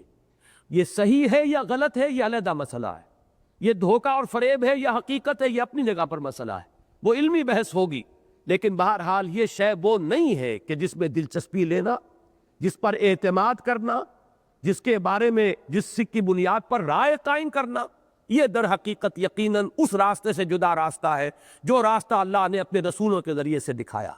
یہ اس سے علیحدہ ایک راستہ ہے جو راستہ محمد الرسول اللہ نے ہمیں بتایا ہے، یہ بات میں یقین کے ساتھ کہوں گا۔ جیسے کہ آپ کے علم میں ہوگا کہ میں نے بارہا یہ کہا ہے، شاہ ولی اللہ دہلوی رحمۃ اللہ علیہ، میری نگاہ میں ان کا بہت بلند مقام ہے، بہت بلند مقام ہے، لیکن ان کی ایک رائے کے بارے میں یہ کہا کرتا ہوں کہ مجھے اس کے لیے کوئی خاص دلیل نہیں ملی، تاہم میں اس کی نفی بھی نہیں کرتا۔ وہ یہ ہے کہ ان کا کہنا یہ ہے کہ اولیاء اللہ کی ارواح ان کے انتقال کے بعد ملائکہ کے طبقہ اسفل میں شامل کر دی جاتی ہے، اور جیسے اللہ تعالیٰ اپنے احکام کی تنفیذ اپنے فرشتوں کے ذریعے سے کراتا ہے، ایسے ہی یہ بھی گویا کہ ایک سول سروس ہے کائنات کی، اور اس کے کارندے اصل میں تو ہے فرشتے، لیکن انہی میں اللہ تعالیٰ اولیاء اللہ کی ارواح کو بھی، اور وہ بھی طبقہ اسفل میں، سب سے نچلے طبقے کے جو ملائکہ ہیں ان میں اولیاء اللہ کی ارواح کو شامل کر کے وہ بھی اس سول سروس کا ایک جز بن جاتے ہیں۔ اللہ تعالیٰ اپنے احکام کی تنفیذ میں ان سے بھی کام لیتا۔ اب یہ ایک رائے ہے ان کی، اور لیکن شاہ ولی اللہ دہلوی کی ہے رحمۃ اللہ علیہ، میں اس کی تکذیب نہیں کروں گا۔ البتہ یہ کہ ان سے خطاب کرنے، ان سے رجوع کرنے کی ہمیں اجازت نہیں ہے۔ ہم یہ نہیں کہہ سکتے کہ اے روح شیخ عبد القادر جیلانی مجھے اس مصیبت سے نجات دلا دے، جہاں یہ کریں گے یہ شرک ہو جائے گا۔ آپ پکار نہیں سکتے لا تدعوا مع اللہ احدا، اس لیے کہ میں اس کے لیے دلیل یہ دیا کرتا ہوں کہ دیکھیے ملائکہ پر ہمارا ایمان ہے، ملائکہ تو ہمارے ساتھ بھی ہے، کرامن کاتبین جو ہے موجود ہے، ہر انسان کے ساتھ ہے۔ یرسل علیکم حفظہ، ہماری محافظت پر، ہماری حفاظت پر بھی ملائکہ مامور ہے، ہم جہاں کہیں ہو وہ ملائکہ ہمارے ساتھ ہیں۔ پھر یہ کہ ہم اس وقت مسجد میں بیٹھے ہوئے ہیں اور اللہ کی کتاب پڑھ رہے ہیں، ہمیں یقین کے ساتھ معلوم ہے کہ محمد رسول اللہ نے خبر دی ہے صلی اللہ علیہ وسلم، ملائکہ نے ہمارا گھیراؤ کیا ہوا ہے اس وقت، جیسے کہ حدیث صحیح ہے مجتمع قوم فی بیت من بیوت اللہ یتلون کتاب اللہ ویتدارسون بینہم الا نزلت علیہم السکینہ وغشیتہم الرحمہ وحفتہم الملائکہ، ملائکہ جو ہے ان کے گرد گھیرا ڈال لیتے، لیکن ہمیں ہرگز اجازت نہیں ہے کہ ہم ملائکہ سے خطاب کریں کہ اے فلاں فرشتے، اور اے اسرافیل، اور اے جبرائیل، اور اے فلاں، یا اے وہ میرے فرشتے کہ جو میرے حفاظت پر جو مامور ہے، مجھے اس مشکل سے نجات دلا دے یا میرا یہ کام کر دے۔ جہاں یہ کریں گے وہ کفر ہو جائے گا، شرک ہو جائے۔ اسی طریقے سے اگر ارواح بھی ہے ہوں گے، ہمیں اس سے انکار کرنے کی ضرورت نہیں، وہ اگر ان کے اندر ان کے طبقہ اسفل میں شامل ہے تو اس سے کوئی شرک لازم نہیں آتا۔ ہاں شرک وہ ہوگا جب کہ آپ ان سے استمداد کریں گے، استعانت کریں گے، استدعا کریں گے، انہیں پکاریں گے، ان سے دعا کریں گے، تب آپ مشرک ہو گئے، آپ نے شرک کے اندر قدم رکھ دیا۔ لیکن مجرد علمی مسئلہ ہے کہ وہ ہے، ہو سکتا ہے کہ ہو سکتا ہے کہ شاہ صاحب کی وہ رائے غلط ہو، واللہ عالم، لیکن یہ ہے کہ بہرحال میرا موقف اس میں ہوگا لا نصدق ولا نکذب۔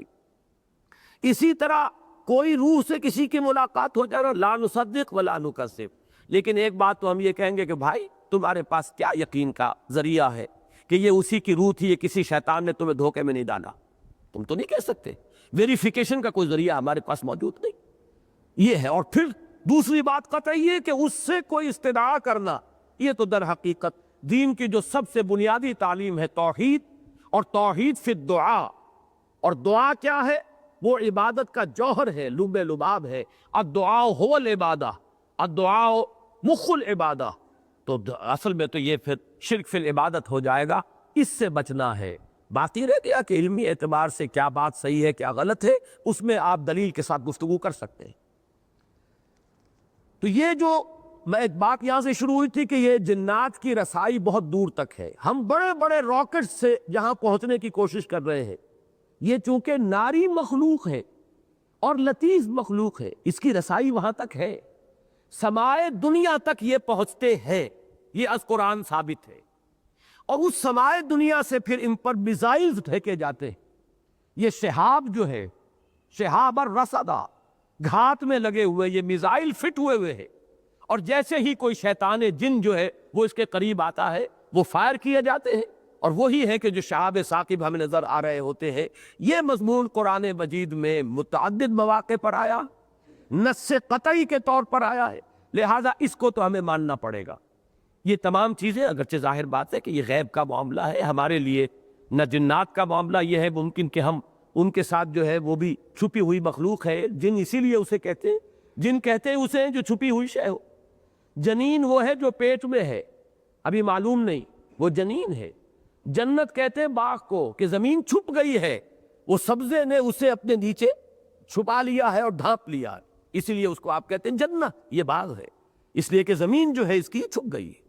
تو یہ بھی ہمارے لیے ایک مخفی مخلوق ہے، اب کیا ہو رہا ہے یہ ہم نہیں جانتے، لیکن یہ کہ یہ جب کوشش کرتے ہیں غیب کی خبریں لینے کے لیے، اور کچھ نہ کچھ تو جو بھی ملائکہ اس عالم میں آتے ہیں ان احکام کی تنفیذ کے لیے، ان سے تو کچھ اچک لیتے ہیں یہ، سوائے قرآن کی وحی کے۔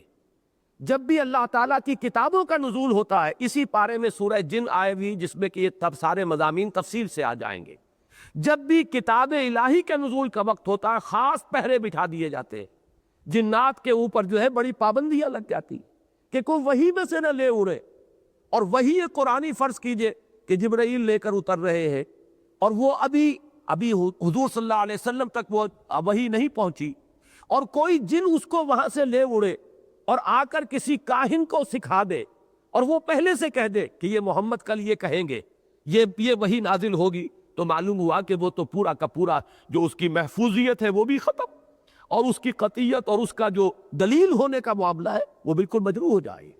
لہذا جب بھی کبھی اللہ کسی رسول کو مبعوث فرماتا تھا، وحی نازل ہوتی تھی، تو وہ پہرے شدید تر ہو جاتے تھے، اور جیسا کہ سورہ جن میں آئے گا کہ جب اللہ تعالیٰ کسی رسول کو بھیجتا ہے تو من بینہ و من خلفہ رصدا، کیا الفاظ ہیں،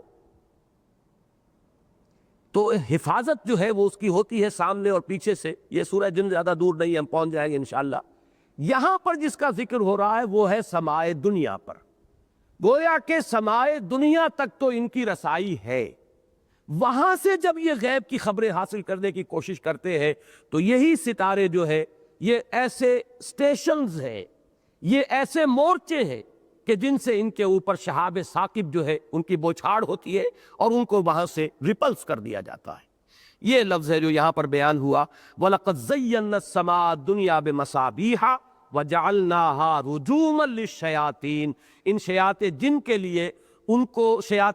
کے لیے ان کو سنسار کرنے کا ذریعہ بنا دیا ہے، وَأَعْتَدْنَا لَهُمْ عَذَابَ السَّعِيرِ، اور ان شیاطین جن کے لیے ہم نے تیار کی ہوئی ہے وہ دوزخ اور وہ عذاب، بھسم کر دینے والا عذاب، یہ بھی ان کے لیے تیار ہے۔ یہ تو ہے ان کی عاقبت، ان کے بعد میں آنے والا، لیکن دنیا میں ان کی زندگی کے دوران بھی اللہ تعالیٰ نے سمائے دنیا تک بھی ان کی رسائی کو روکنے کے لیے، وہاں تک تو ہے لیکن یہ کہ وہاں سے خبریں وہ نہ لے اڑیں غیب کی، ان کے لیے اللہ تعالیٰ نے حفاظت کا بندوبست کیا ہے۔ تو گویا کہ یہ جو ستارے ہمیں نظر آ رہے ہیں، ان کا ایک فنکشن تو وہ ہے کہ جو ہر دیکھنے والی آنکھ دیکھ رہی ہے کہ کیا جگمگا رہا ہے آسمان، اور کیا خوبصورتی ہے، زیبائش ہے، آرائش ہے، وَلَقَدْ زَيَّنَّا السَّمَاءَ الدُّنْيَا بِمَصَابِيحَ، اور دوسرا فنکشن وہ ہے وَجَعَلْنَاهَا رُجُومًا لِلشَّيَاطِينِ وَأَعْتَدْنَا لَهُمْ عَذَابَ السَّعِيرِ۔ بارک اللہ لی وَلَكُمْ فِي الْقُرْآنِ الْعَظِيمِ وَنَفَعَنِي وَإِيَّاكُمْ بِالْآيَاتِ وَالذِّكْرِ الْحَكِيمِ۔